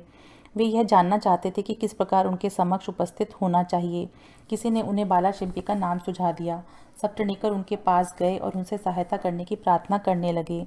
तब वे दोनों बाबा का एक चित्र मोल लेकर मस्जिद आए। बाला शिंपी ने अपने हाथ में चित्र लेकर बाबा के हाथ में दे दिया और पूछा कि यह किसका चित्र है। बाबा ने सपनेकर की ओर संकेत करके कहा कि यह तो मेरे यार का है। यह कहकर वे हंसने लगे और साथ ही साथ सब भक्त मंडली भी हंसने लगी। बाला शिंपी के संकेत पर जब सपनेकर उन्हें प्रणाम करने लगे तो वह पुनः चिल्ला पड़े कि बाहर निकलो। सपनेकर की समझ में नहीं आता था कि वे क्या करें। तब वे दोनों हाथ जोड़कर प्रार्थना करते हुए बाबा के सामने बैठ गए, परंतु बाबा ने उन्हें तुरंत ही बाहर निकलने की आज्ञा दी। वे दोनों बहुत ही निराश हुए। उनकी आज्ञा कौन टाल सकता था। आखिर सपनेकर खिन्न हृदय शिरडी से वापस चले आए। उन्होंने मन ही मन प्रार्थना की कि हे साईं, मैं आपसे दया की भिक्षा मांगता हूँ। कम से कम इतना ही आश्वासन दे दीजिए कि मुझे भविष्य में कभी न कभी आपके श्री दर्शनों की अनुमति मिलेगी। श्रीमती सपनेकर 1 वर्ष बीत गया, फिर भी उनके मन में शांति ना आई। वे गाणगापुर गए, जहाँ उनके मन में अशांति और अधिक बढ़ गई। अतः वे माणेगांव विश्राम के लिए पहुँचे और वहाँ से काशी जाने का निश्चय किया। प्रस्थान करने के 2 दिन पूर्व उनकी पत्नी को स्वप्न हुआ कि वह स्वप्न में एक गागर ले लक्कड़ शाह के कुएं पर जल भरने जा रही है। वहाँ नीम के नीचे एक फ़कीर बैठा है, सिर पर एक कपड़ा बंधा हुआ है। फ़कीर उसके पास आकर कहने लगा कि मेरी प्रिय बच्ची, तुम क्यों व्यर्थ कष्ट उठा रही हो? मैं तुम्हारी गागर निर्मल जल से भर देता हूँ। तब फ़कीर के भय से वह खाली गागर लेकर ही लौट आई। फ़कीर भी उसके पीछे पीछे चला आया। इतने में ही घबराहट में उसकी निद्रा भंग हो गई और उसने आंखें खोल दी। यह स्वप्न उसने अपने पति को सुनाया। उन्होंने इसे एक शुभ शकुन जाना और वे दोनों शिरडी को रवाना हो गए। जब वे मस्जिद पहुंचे तो बाबा वहां उपस्थित ना थे। वे लेंडी बाग गए हुए थे। उनके लौटने की प्रतीक्षा में वे वहीं बैठे रहे। जब बाबा लौटे तो उन्हें देखकर उनकी पत्नी को बड़ा आश्चर्य हुआ, क्योंकि स्वप्न में जिस फकीर के उसने दर्शन किए थे उनकी आकृति बाबा से बिल्कुल मिलती जुलती थी।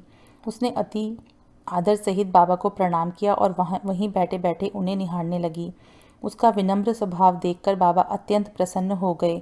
अपनी पद्धति के अनुसार वे एक तीसरे व्यक्ति को अपने अनोखे ढंग से एक कहानी सुनाने लगे।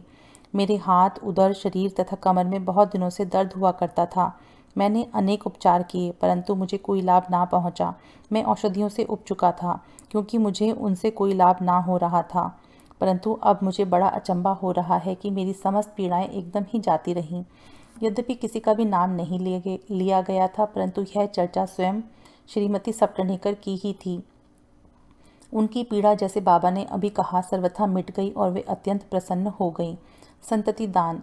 तब श्री सप्टनेकर दर्शन के लिए आगे बढ़े, परंतु उनका पूर्वोक्त वचनों से ही स्वागत हुआ। बाहर निकल जाओ। इस बार वे बहुत धैर्य और नम्रता धारण करके आए थे। उन्होंने कहा कि पिछले कर्मों के कारण ही बाबा मुझसे अप्रसन्न हैं और उन्होंने अपना चरित्र सुधारने का और बाबा से एकांत में भेंट करके अपने पिछले कर्मों की क्षमा मांगने का निश्चय किया। उन्होंने वैसा ही किया भी, और अब जब उन्होंने अपना मस्तक उनके श्री चरणों पर रखा तो बाबा ने उन्हें आशीर्वाद दिया। अभी सप्तनेकर उनके चरण दबाते हुए बैठे ही थे कि इतने में एक गडेरिन आई और बाबा की कमर दबाने लगी। तब वे सदैव की भांति एक बनिए की कहानी सुनाने लगे। जब उन्होंने उसके जीवन के अनेकों परिवर्तन तथा उसके इकलौते पुत्र की मृत्यु का हाल सुनाया तो सप्तनेकर को अत्यंत आश्चर्य हुआ कि जो कथा वे सुना रहे हैं वह तो मेरी ही है। उन्हें बड़ा अचंभा हुआ कि उनको मेरे जीवन की प्रत्येक बात का पता कैसे चल गया। अब उन्हें विदित हो गया कि बाबा अंतर्यामी हैं और सबके हृदय का पूरा पूरा रहस्य जानते हैं। यह विचार उनके मन में आया ही था कि गडेरिन से वार्तालाप चालू रखते हुए बाबा सप्तनेकर की ओर संकेत करके कहने लगे कि यह भला आदमी मुझ पे दोषारोपण करता है कि मैंने ही इसके पुत्र को मार डाला है। क्या मैं लोगों के बच्चों के प्राण हरण करता हूँ? फिर यह महाशय मस्जिद में आकर अब क्यों चीख पुकार मचाते हैं? अब मैं एक काम करूँगा, अब मैं उसी बालक को फिर से इनकी पत्नी के गर्भ में ला दूंगा। ऐसा कहकर बाबा ने अपना वरद हस्त सप्तनेकर के सिर पर रखा और उसे सांत्वना देते हुए कहा कि ये चरण अधिक पुरातन तथा पवित्र हैं। जब तुम चिंता से मुक्त होकर मुझ पर विश्वास करोगे तभी तुम्हें अपने ध्येय की प्राप्ति हो जाएगी। सप्तनेकर का हृदय गदगद हो उठा। तब अश्रुधारा से उनके चरण धोकर वे अपने निवास स्थान पर लौट आए और फिर पूजन की तैयारी कर नैवेद्य आदि लेकर वे सब पत्नी मस्जिद में आए। वे इस प्रकार नित्य नैवेद्य चढ़ाते और बाबा से प्रसाद ग्रहण करते रहे। मस्जिद में अपार भीड़ होते हुए भी वे वहां जाकर उन्हें बार बार नमस्कार करते थे। एक दूसरे से सिर टकराते देखकर बाबा ने उनसे कहा कि प्रेम तथा श्रद्धा द्वारा किया हुआ एक नमस्कार ही मुझे पर्याप्त है। उसी रात्रि को उन्हें चावड़ी का उत्सव देखने का भी सौभाग्य प्राप्त हुआ और उन्हें बाबा ने पांडुरंग के रूप में दर्शन दिए। जब वे दूसरे दिन वहां से प्रस्थान करने लगे तो उन्होंने विचार किया कि पहले दक्षिणा में बाबा को 1 रुपया दूंगा। यदि उन्होंने और मांगे तो अस्वीकार करने के बजाय 1 रुपया और भेंट में चढ़ा दूंगा। फिर भी यात्रा के लिए शेष द्रव्य राशि पर्याप्त होगी। जब उन्होंने मस्जिद जाकर बाबा को 1 रुपया दक्षिणा दी तो बाबा ने भी उनकी इच्छा जानकर 1 रुपया उनसे और मांगा। जब सप्तनेकर ने उन्हें सहर्ष दे दिया तो बाबा ने भी उन्हें आशीर्वाद देकर कहा कि यह श्रीफल ले जाओ और इसे अपनी पत्नी की गोद में रखकर निश्चिंत होकर घर जाओ। उन्होंने वैसा ही किया और 1 वर्ष के पश्चात ही उन्हें एक पुत्र प्राप्त हुआ। 8 मास का शिशु लेकर वे दंपत्ति फिर शिरडी को आए और बाबा के चरणों पर बालक को रखकर फिर इस प्रकार प्रार्थना करने लगे कि हे श्री साईनाथ, आपके ऋण हम किस प्रकार चुका सकेंगे? आपके श्री चरणों में हमारा बार बार प्रणाम है। हम तीनों पर आप सदैव कृपा करते रहिएगा, क्योंकि हमारे मन में सोते जागते हर समय ना जाने क्या क्या संकल्प विकल्प उठा करते हैं। आपके भजन में ही हमारा मन लीन हो जाए, ऐसा आशीर्वाद दीजिए। उस पुत्र का नाम मुरलीधर रखा गया। बाद में उनके 2 पुत्र भास्कर और दिनकर और उत्पन्न हुए। इस प्रकार सप्तनेकर दंपति को अनुभव हो गया कि बाबा के वचन कभी असत्य और अपूर्ण नहीं होते। श्री सद्गुरु साईनाथार्पणमस्तु। शुभम भवतु। ओम साई राम।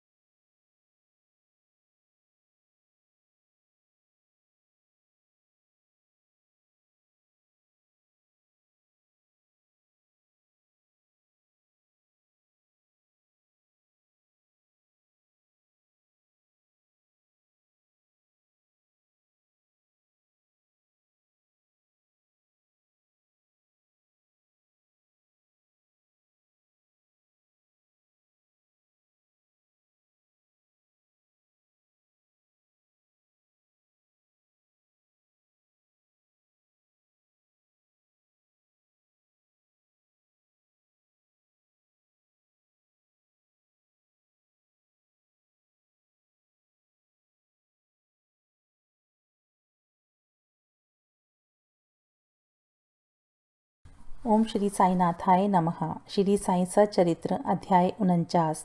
परीक्षा। हरि कानोबा, सोमदेव स्वामी, नाना साहेब चंदोरकर की कथाएं। प्रस्तावना। जब वेद और पुराने ब्रह्म या सदगुरु का वर्णन करने में अपनी असमर्थता प्रकट करते हैं, तब मैं एक अल्पज्ञ प्राणी अपने सदगुरु श्री साईं बाबा का वर्णन कैसे कर सकता हूँ। मेरा स्वयं का तो यही मत है कि इस विषय में मौन धारण करना ही अति उत्तम है। सच पूछा जाए तो मूक रहना ही सदगुरु की विमल पताका रूपी वृद्धावली का उत्तम प्रकार से वर्णन करना है, परंतु उनमें जो उत्तम गुण हैं वे हमें मूक कहाँ रहने देते हैं। यदि स्वादिष्ट भोजन बने और मित्र तथा संबंधी आदि सब बैठकर ना खाएं तो वह नीरस सा प्रतीत होता है, और जब वही भोजन सब एक साथ बैठकर खाते हैं तब उसमें एक विशेष प्रकार की सुस्वादता आ जाती है। वैसी ही स्थिति साईं लीला अमृत के संबंध में भी है। इसका एकांत में रसास्वादन कभी नहीं हो सकता। यदि मित्र और पारिवारिक जन सभी मिलकर इसका रस लें तो और अधिक आनंद आ जाता है। श्री साईं बाबा स्वयं ही अंतः प्रेरणा कर अपनी इच्छानुसार इन कथाओं को मुझसे वर्णित करा रहे हैं, इसलिए हमारा तो केवल इतना ही कर्तव्य है कि अनन्य भाव से उनके शरणागत होकर उनका ही ध्यान करें। तप साधन, तीर्थ यात्रा, व्रत एवं यज्ञ और दान से हरि भक्ति श्रेष्ठ है, और सदगुरु का ध्यान इन सब में परम श्रेष्ठ है। इसलिए सदैव मुख से साईं नाम का स्मरण कर उनके उपदेशों का निध्यासन एवं स्वरूप का चिंतन कर हृदय में उनके प्रति सत्य और प्रेम के भाव से समस्त चेष्टाएं उनके ही निमित्त करनी चाहिए। भव बंधन से मुक्त होने का इससे उत्तम साधन और कोई नहीं। यदि हम उपयुक्त विधि से कर्म करते जाएं तो साईं को विवश होकर हमारी सहायता कर हमें मुक्ति प्रदान करनी ही पड़ेगी। अब इस अध्याय की कथा श्रवण करें। हरि कानोबा। बम्बई के हरि कानोबा नामक एक महानुभाव ने अपने कई मित्रों और संबंधियों से साईं बाबा की अनेक लीलाएं सुनी थी, परंतु उन्हें विश्वास ही ना होता था, क्योंकि वे संशयालु प्रकृति के व्यक्ति थे। अविश्वास उनके हृदय पटल पर अपना आसन जमाए हुए था। वे स्वयं बाबा की परीक्षा करने का निश्चय करके अपने कुछ मित्रों सहित बम्बई से शिरडी आए। उन्होंने सिर पर एक जरी की पगड़ी और पैरों में नए सैंडल पहन रखे थे। उन्होंने बाबा को दूर से ही देखकर उनके पास जाकर उन्हें प्रणाम तो करना चाहा, परंतु उनके नए सैंडल इस कार्य में बाधक बन गए। उनकी समझ में नहीं आ रहा था कि अब क्या किया जाए। तब उन्होंने अपने सैंडल मंडप के एक सुरक्षित कोने में रखे और मस्जिद में जाकर बाबा के दर्शन किए। उनका ध्यान सैंडलों पर ही लगा रहा। उन्होंने बड़ी नम्रतापूर्वक बाबा को प्रणाम किया और उनसे प्रसाद और उदी प्राप्त लौट आए। पर जब उन्होंने कोने में दृष्टि डाली तो देखा कि सैंडल तो अंतर्ध्यान हो चुके हैं। पर्याप्त छानबीन भी व्यर्थ हुई और अंत में निराश होकर वे अपने स्थान पर वापस आ गए। स्नान, पूजन और नैवेद्य आदि अर्पित करके वे भोजन करने को तो बैठे, परंतु वे पूरे समय उन सैंडलों के चिंतन में ही निमग्न रहे। भोजन कर मुंह हाथ धोकर जब वे बाहर आए तो उन्होंने एक मराठा बालक को अपनी ओर आते देखा, जिसके हाथ में डंडे के कोने पर एक नए सैंडलों का जोड़ा लटका हुआ था। उस बालक ने हाथ धोने के लिए बाहर आने वाले लोगों से कहा कि बाबा ने मुझे यह डंडा हाथ में देकर रास्तों में घूम घूम कर हरि का बेटा, जरी का फेटा की पुकार लगाने को कहा है, तथा जो कोई कहे कि सैंडल हमारे हैं उससे पहले यह पूछना कि क्या उसका नाम हरि और उसके पिता का नाम का अर्थात कनोबा से है। साथ ही यह भी देखना कि वह जरीदार साफे बांधे हुए है या नहीं, तब उन्हें इसे दे देना। बालक का कथन सुनकर हरि कनोबा को बेहद आनंद व आश्चर्य हुआ। उन्होंने आगे बढ़कर बालक से कहा कि ये हमारे ही सैंडल हैं, मेरा ही नाम हरि और मैं ही कानोबा का पुत्र हूँ। यह मेरा जरी का साफा देखो। बालक संतुष्ट हो गया और सैंडलें उन्हें दे दी। उन्होंने सोचा कि मेरा जरीदार पगड़ी तो सबको ही दिख रही थी, हो सकता है कि बाबा की भी दृष्टि में आ गई हो, परंतु यह मेरी शिरडी यात्रा का प्रथम अवसर है। फिर बाबा को यह कैसे विदित हो गया कि मेरा ही नाम हरि है और मेरे पिता का कानोबा। वह तो केवल बाबा की परीक्षार्थ वहाँ आया था। उसे इस घटना से बाबा की महानता विदित हो गई। उसकी इच्छा पूर्ण हो गई और वह सहर्ष घर लौट आया। सोमदेव स्वामी। अब एक दूसरे संशालु व्यक्ति की कथा सुनिए जो बाबा की परीक्षा करने आया था। काका साहेब दीक्षित के भ्राता श्री भाईजी नागपुर में रहते थे।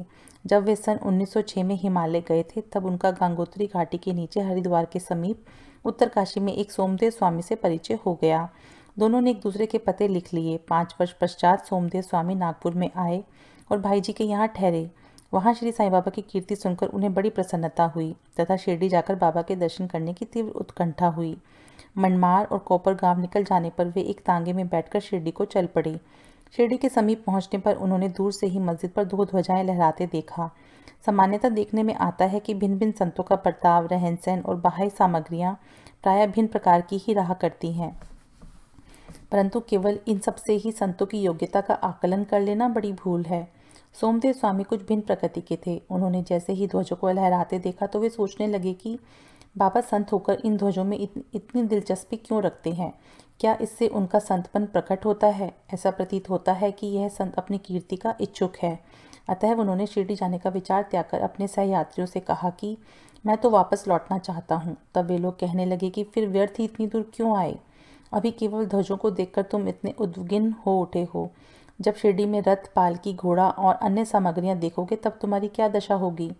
स्वामी को अब और भी अधिक घबराहट होने लगी और उसने कहा, मैंने अनेक साधु संत के दर्शन किए हैं, परंतु यह संत कोई निराला ही है जो इस प्रकार ऐश्वर्य की वस्तुएं संग्रह कर रहा है। ऐसे साधु के दर्शन ना करना ही उत्तम है। ऐसा कहकर वे वापस लौटने लगे। तीर्थयात्रियों ने प्रतिरोध करते हुए उन्हें आगे बढ़ने की सलाह दी और समझाया कि तुम यह संकुचित मनोवृत्ति छोड़ दो। मस्जिद में जो संत हैं वे इन ध्वजाओं और अन्य सामग्रियों या अपनी कीर्ति का स्वप्न में भी सोच विचार नहीं करते। ये सब तो उनके भक्तगण प्रेम और भक्ति के कारण ही उनको भेंट किया करते हैं। अंत में वे शिरडी जाकर बाबा के दर्शन करने को तैयार हो गए। मस्जिद के मंडप में पहुंचकर वे द्रवित हो गए। उनकी आंखों से अश्रुधारा बहने लगी और कंठ रुंध गया। अब उनके सब दूषित विचार हवा हो गए और उन्हें अपने गुरु के शब्दों की स्मृति हो आई कि मन जहाँ अति प्रसन्न और आकर्षित हो जाए उसी स्थान को ही अपना विश्राम धाम समझना। वे बाबा की चरण रज में लौटना चाहते थे, परंतु जब वे उनके समीप गए तो बाबा एकदम क्रोधित होकर जोर जोर से चिल्लाकर कहने लगे कि हमारा सामान हमारे ही साथ रहने दो, तुम अपने घर वापस लौट जाओ। सावधान, यदि फिर कभी मस्जिद की सीढ़ी चढ़े तो ऐसे संत के दर्शन ही क्यों करने चाहिए जो मस्जिद पर ध्वजाएं लगाकर रखे। क्या ये संतपन के लक्षण हैं? एक क्षण भी यहाँ ना रुको।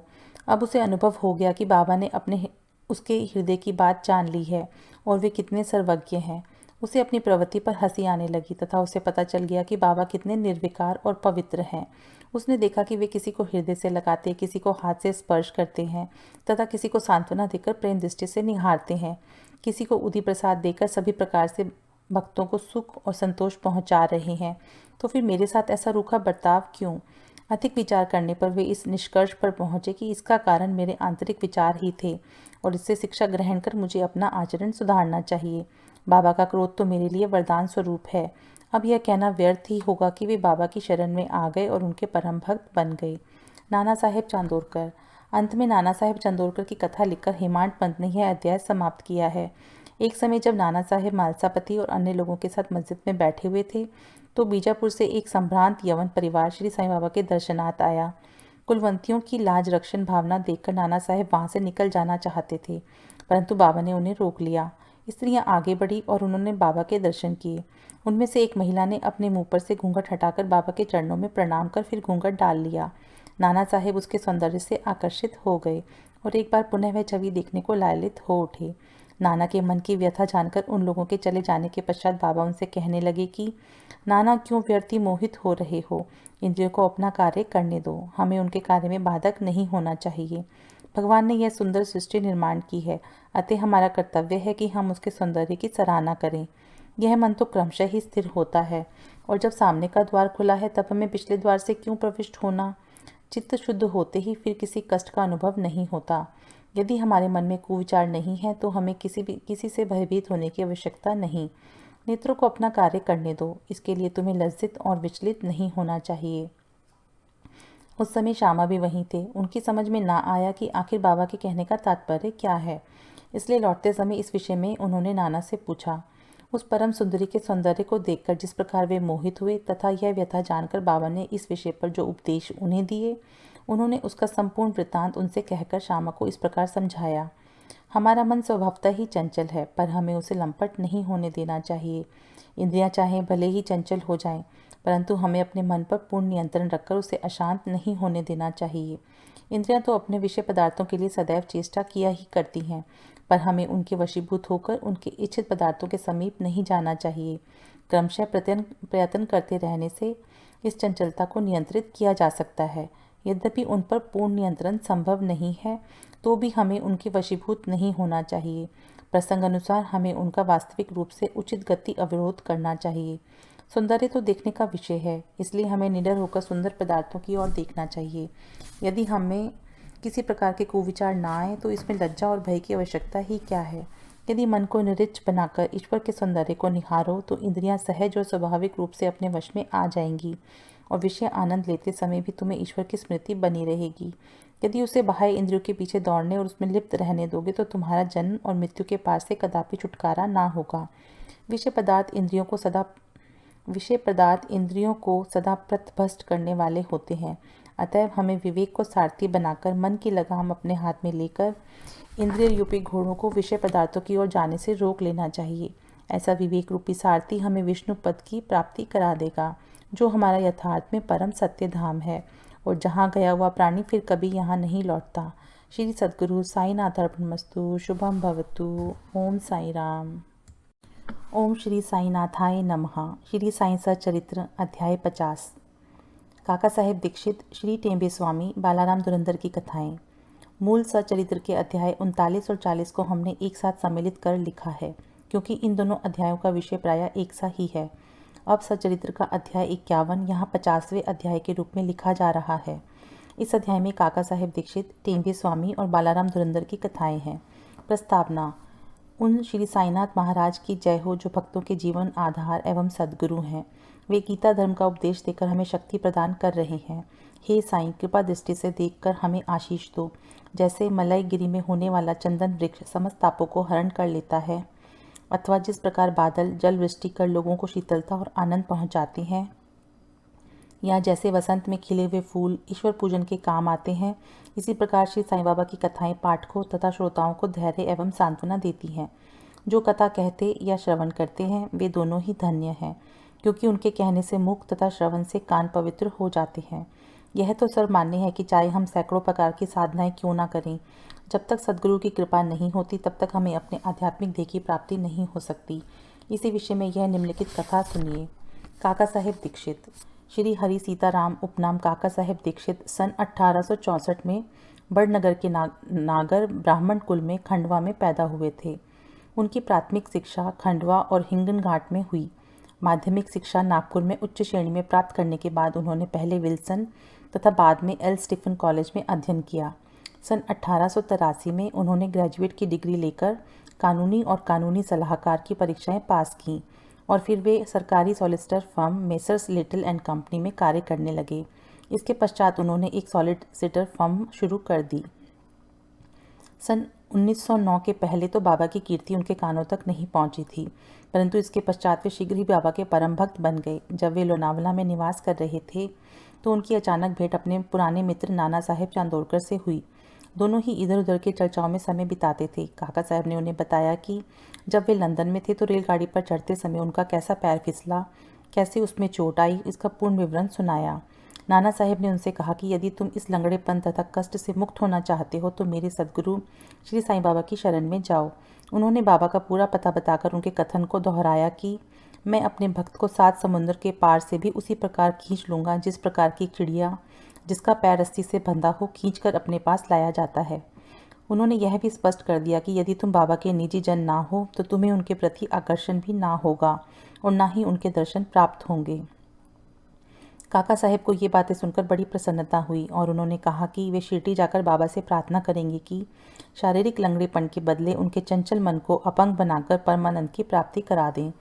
कुछ दिनों के पश्चात ही बम्बई विधानसभा के चुनाव में मत प्राप्त करने के संबंध में काका साहेब दीक्षित अहमदनगर आए और सरदार काका साहेब मिरीकर के यहाँ ठहरे।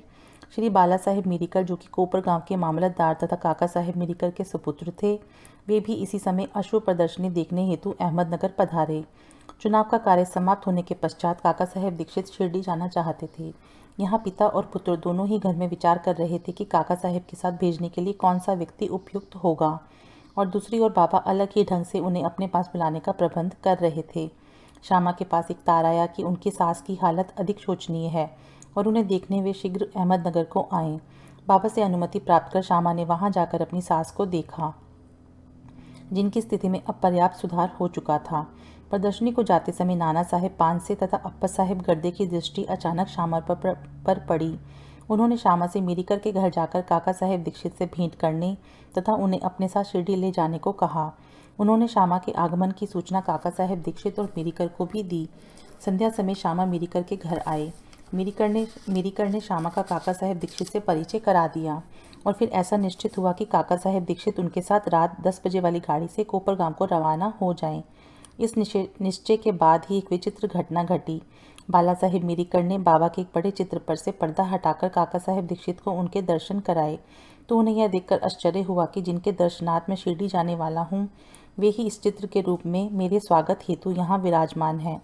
तब अत्यंत द्रवित होकर वे बाबा की वंदना करने लगे। यह चित्र मेघा का था और कांच लगाने के लिए मिरीकर के पास आया था। दूसरा कांच लगवाकर उसे काका साहेब दीक्षित तथा श्यामा के हाथ वापस शिरडी भेजने का प्रबंध किया गया। 10 बजे से पहले ही स्टेशन पर पहुंचकर उन्होंने द्वितीय श्रेणी का टिकट ले लिया। जब गाड़ी स्टेशन पर आई तो द्वितीय श्रेणी का डब्बा खचाखच भरा हुआ था। उसमें बैठने को तिल मात्र भी स्थान ना था। भाग्यवश गार्ड साहेब काका साहेब दीक्षित की पहचान के निकल आए और उन्होंने इन दोनों को प्रथम श्रेणी के डिब्बे में बैठा दिया। इस प्रकार सुविधापूर्वक यात्रा करते हुए वे कोपरगांव स्टेशन पर उतरे। स्टेशन पर ही शिरडी को जाने वाले नाना साहेब चांदोरकर को देखकर उनके हर्ष का पारावार ना रहा। शिरडी पहुंचकर उन्होंने मस्जिद में जाकर बाबा के दर्शन किए। तब बाबा कहने लगे कि मैं बड़ी देर से तुम्हारी ही प्रतीक्षा कर रहा था। श्यामा को मैंने ही तुम्हें लाने के लिए भेज दिया था।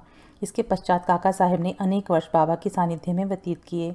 उन्होंने शिरडी में एक वाड़ा, दीक्षित वाड़ा बनवाया, जो उनका प्रायः स्थायी घर हो गया। उन्हें बाबा से जो अनुभव प्राप्त हुए, वे सब स्थान अभाव के कारण यहाँ नहीं दिए जा रहे हैं। पाठकों से प्रार्थना है कि वे श्री साईं लीला पत्रिका के विशेष अंक काका साहेब दीक्षित भाग 12 के अंक 6 से 9 तक देखें। उनके केवल 1-2 अनुभव लिखकर हम यह कथा समाप्त करेंगे। बाबा ने उन्हें आश्वासन दिया कि अंत समय आने पर बाबा उन्हें विमान में ले जाएंगे, जो सत्य निकला। तारीख 5 जुलाई सन 1926 को वे हेमाड पंथ के साथ रेल यात्रा कर रहे थे। दोनों में साईं बाबा के विषय में बातें हो रही थी। वे श्री साईं बाबा के ध्यान में अधिक तल्लीन हो गए। तभी अचानक उनकी गर्दन हेमाड पंथ के कंधे से जा लगी और उन्होंने बिना किसी कष्ट तथा घबराहट के अपनी अंतिम श्वास छोड़ दी। श्री टेम्बे स्वामी। अब हम द्वितीय कथा पर आते हैं, जिससे स्पष्ट होता है कि संत परस्पर एक दूसरे को किस प्रकार भातृवत प्रेम किया करते हैं। एक बार श्री वासुदेवानंद सरस्वती, जो श्री टेम्बे स्वामी के नाम से प्रसिद्ध हैं, उन्होंने गोदावरी के तीर पर राजमहेंद्री में आकर डेरा डाला। वे भगवान दत्तात्रेय के कर्मकांडी, ज्ञानी तथा योगी भक्त थे। नांदेड़ के एक वकील अपने मित्रों के साथ उनसे भेंट करने आए और वार्तालाप करते करते श्री साईं बाबा की चर्चा भी निकल पड़ी। बाबा का नाम सुनकर स्वामी जी ने उन्हें करबद्ध प्रणाम किया और पुंडलीकराव को एक श्रीफल देकर उन्होंने कहा कि तुम जाकर मेरे भ्राता श्री साईं को प्रणाम कर कहना कि मुझे ना बिसरें तथा सदैव मुझ पर कृपा दृष्टि रखें। उन्होंने यह भी बतलाया कि सामान्यतः एक स्वामी दूसरे को प्रणाम नहीं करता, परंतु यहाँ विशेष रूप से ऐसा किया गया है। श्री पुंडलीकराव ने श्रीफल लेकर कहा कि मैं इसे बाबा को दे दूंगा तथा आपका संदेश भी कह दूंगा। 1 मास के पश्चात ही पुंडलीकराव अन्य मित्रों सहित श्रीफल लेकर शिरडी को रवाना हुए। जब वे मनमाड़ पहुंचे तो प्यास लगने के कारण एक नाले पर पानी पीने गए। खाली पेट पानी ना पीना चाहिए, यह सोचकर उन्होंने कुछ चिवड़ा खाने को निकाला, जो खाने में कुछ अधिक तीखा सा प्रतीत हुआ। उसका तीखापन कम करने के लिए किसी ने नारियल फोड़कर उसमें खोपरा मिला दिया और इस तरह उन लोगों ने चिवड़ा स्वादिष्ट बनाकर खाया। अभाग्यवश जो नारियल उनके हाथ से फूटा वह वही था जो स्वामी जी ने पुंडलीकराव को भेंट में देने को दिया था। शिरडी के समीप पहुंचने पर उन्हें नारियल की स्मृति हो आई। उन्हें यह जानकर बड़ा दुख हुआ कि भेंट स्वरूप दिए जाने वाला नारियल ही फोड़ दिया गया है। डरते डरते और कांपते हुए शिरडी पहुंचे और वहां जाकर उन्होंने बाबा के दर्शन किए। बाबा को तो यहाँ नारियल के संबंध में स्वामी से बेतार का तार प्राप्त हो चुका था, इसलिए उन्होंने पहले ही पुंडरीकराव से प्रश्न किया कि मेरे भाई की भेजी हुई वस्तु लाओ। उन्होंने बाबा के चरण पकड़ अपना अपराध स्वीकार करते हुए अपनी चूक के लिए उनसे क्षमा याचना की। वे उसके बदले में दूसरा नारियल देने को तैयार थे, परंतु बाबा ने यह कहते हुए उसे अस्वीकार कर दिया कि उस नारियल का मूल्य इस नारियल के मूल्य से कई गुना अधिक था और उसकी पूर्ति इस साधारण नारियल से नहीं हो सकती। फिर वह बोले कि अब तुम कुछ चिंता मत करो, मेरी ही इच्छा से वह नारियल तुम्हें दिया गया तथा मार्ग में फोड़ा गया है। तुम स्वयं में कर्तापन की भावना क्यों लाते हो? कोई भी श्रेष्ठ या कनिष्ठ कर्म करते समय अपने को कर्ता ना जानकर अभिमान तथा अहंकार से परे होकर ही कार्य करो, तभी तुम्हारी शीघ्रता से प्रगति होगी। कितना सुंदर था उनका यह आध्यात्मिक उपदेश। श्री बालाराम धुरंधर। सांताक्रूज बम्बई के श्री बालाराम धुरंधर प्रभु जाति के एक सज्जन थे। वे बम्बई के उच्च न्यायालय में एडवोकेट थे तथा किसी समय शासकीय विधि विद्यालय बम्बई के प्राचार्य भी थे। उनका संपूर्ण कुटुंब सात्विक तथा धार्मिक था। श्री बालाराम ने अपनी जाति की योग्य सेवा की और इस संबंध में एक पुस्तक भी प्रकाशित कराई। इसके पश्चात उनका ध्यान आध्यात्मिक और धार्मिक विषयों पर गया। उन्होंने ध्यानपूर्वक गीता, उसकी टीका ज्ञानेश्वरी तथा अन्य दार्शनिक ग्रंथों का अध्ययन किया। वे पंढरपुर के भगवान विठोबा के परम भक्त थे। सन 1912 में उन्हें श्री साईं बाबा के दर्शनों का लाभ हुआ। 6 मास पूर्व उनके भाई बाबुल जी और वामन राव ने शिरडी आकर बाबा के दर्शन किए और उन्होंने घर लौटकर अपने मधुर अनुभव श्री बालाराम व परिवार के अन्य लोगों को सुनाए। तब सब लोगों ने शिरडी जाकर बाबा के दर्शन करने का निश्चय किया। यहाँ शिरडी में उनके पहुँचने के पूर्व ही बाबा ने स्पष्ट शब्दों में कह दिया था कि आज मेरे बहुत से दरबारीगण आ रहे हैं। अन्य लोगों द्वारा बाबा के उपरोक्त वचन सुनकर धुरंधर परिवार को महान आश्चर्य हुआ। उन्होंने अपनी यात्रा के संबंध में किसी को भी इसके पहले से सूचना ना दी थी। सभी ने आकर उन्हें प्रणाम किया और बैठकर वार्तालाप करने लगे। बाबा ने अन्य लोगों को बतलाया कि ये मेरे दरबारीगण हैं जिनके संबंध में मैंने तुमसे पहले कहा था। फिर धुरंधर भ्राताओं से बोले कि मेरा और तुम्हारा परिचय 60 जन्म पुराना है। सभी नम्र और सभ्य थे, इसलिए वे सब हाथ जोड़े हुए बैठे बैठे बाबा की ओर निहारते रहे। उनमें सब प्रकार के सात्विक भाव जैसे अश्रुपात, रोमांच तथा कंठावरोध आदि जागृत होने लगे और सबको बड़ी प्रसन्नता हुई।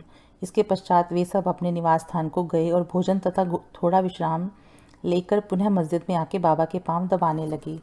इस समय बाबा चिलम पी रहे थे। उन्होंने बालाराम को भी चिलम देकर एक फूंक लगाने का आग्रह किया। यद्यपि अभी तक उन्होंने कभी धूम्रपान नहीं किया था, फिर भी चिलम हाथ में लेकर बड़ी कठिनाई से उन्होंने एक फूंक लगाई, आदरपूर्वक बाबा को लौटा दी। बालाराम के लिए यह तो अनमोल घड़ी थी।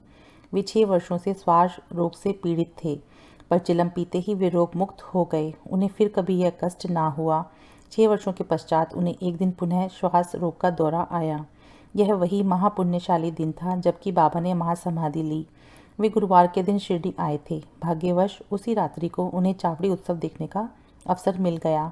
आरती के समय बालाराम को चावड़ी में बाबा का मुखमंडल भगवान पांडुरंग सरीखा दिखाई पड़ा। दूसरे दिन काकड़ आरती के समय उन्हें बाबा के मुखमंडल की प्रभा पुनः अपने परम इष्ट भगवान पांडुरंग के सदृश ही दिखाई पड़ी। श्री बालाराम धुरंधर ने मराठी में महाराष्ट्र के महान संत तुकाराम का जीवन चरित्र लिखा है, परंतु खेद है कि पुस्तक प्रकाशित होने तक वे जीवित ना रह सके। उनके बंधुओं ने इस पुस्तक की सन 1928 में प्रकाशित कराया। इस पुस्तक के प्रारंभ में पृष्ठ 6 पर उनकी जीवनी से संबंधित एक परिक्षेप में उनकी शिरडी यात्रा का पूरा वर्णन है। श्री सद्गुरु साईनाथ अर्पणमस्तु। शुभम भवतु। ओम साई राम। ओम श्री साईनाथाय नमः। श्री साई सच्चरित्र अध्याय 51 उपसंहार। अध्याय 51 पूर्ण हो चुका है और अब अंतिम अध्याय मूल ग्रंथ का 52वां अध्याय लिखा जा रहा है।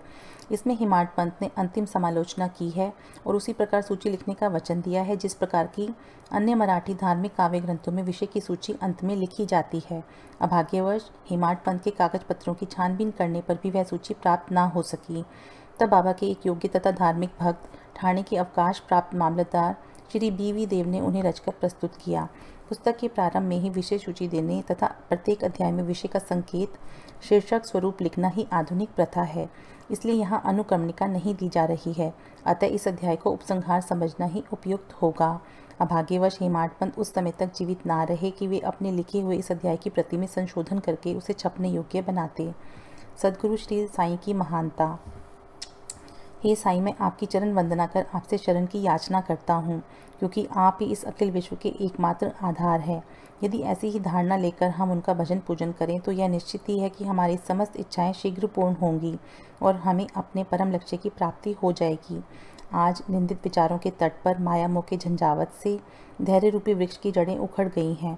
अहंकार रूपी वायु की प्रबलता से हृदय रूपी समुद्र में तूफान उठ खड़ा हुआ है, जिसमें क्रोध और घृणा रूपी घड़ियाल रहते हैं और अहम भाव एवं संदेह रूपी नाना संकल्प विकल्पों के भंवरों में निंदा, घृणा और ईर्ष्या रूपी अनगणित मछलियां विहार कर रही हैं।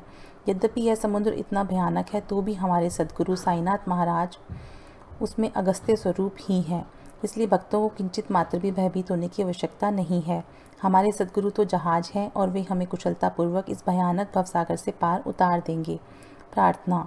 श्री सच्चिदानंद साईं महाराज को साष्टांग नमस्कार करके उनके चरण पकड़ हम सब भक्तों के कल्याणार्थ उनसे प्रार्थना करते हैं। हे साईं, हमारे मन की चंचलता और वासनाओं को दूर करो।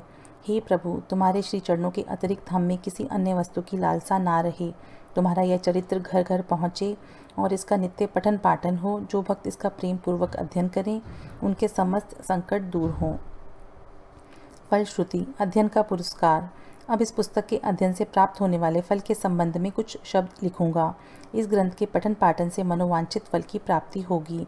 पवित्र गोदावरी नदी में स्नान कर शिरडी के समाधि मंदिर में भी श्री साईं बाबा की समाधि के दर्शन कर लेने के पश्चात इस ग्रंथ का पठन पाठन या श्रवण प्रारंभ करोगे तो तुम्हारी त्रिविध संकट भी दूर हो जाएंगे। समय समय पर श्री साईं बाबा की कथा वार्ता करते रहने से तुम्हें आध्यात्मिक जगत के प्रति अभिरुचि हो जाएगी और यदि तुम इस प्रकार नियम तथा प्रेम पूर्वक अभ्यास करते रहे तो तुम्हारे समस्त पाप नष्ट हो जाएंगे। यदि सचमुच ही तुम आवागमन से मुक्ति चाहते हो तो तुम्हें साईं कथाओं का नित्य पठन पाठन स्मरण और उनके चरणों में प्रगाढ़ प्रीति रखनी चाहिए।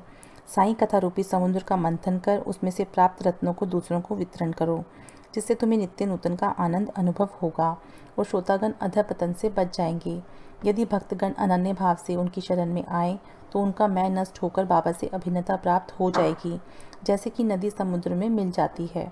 यदि तुम 3 अवस्थाओं अर्थात जागृति, स्वप्न और निद्रा इनमें से किसी एक में भी साईं चिंतन में लीन हो जाओ तो तुम्हारा सांसारिक चक्र से छुटकारा हो जाएगा। स्नान कर प्रेम और श्रद्धा युक्त होकर जो इस ग्रंथ का 1 सप्ताह में पठन पाठन करेंगे उनके सारे कष्ट दूर हो जाएंगे, या जो उनका नित्य पठन या श्रवण करेंगे उन्हें सब भयों से तुरंत छुटकारा मिल जाएगा।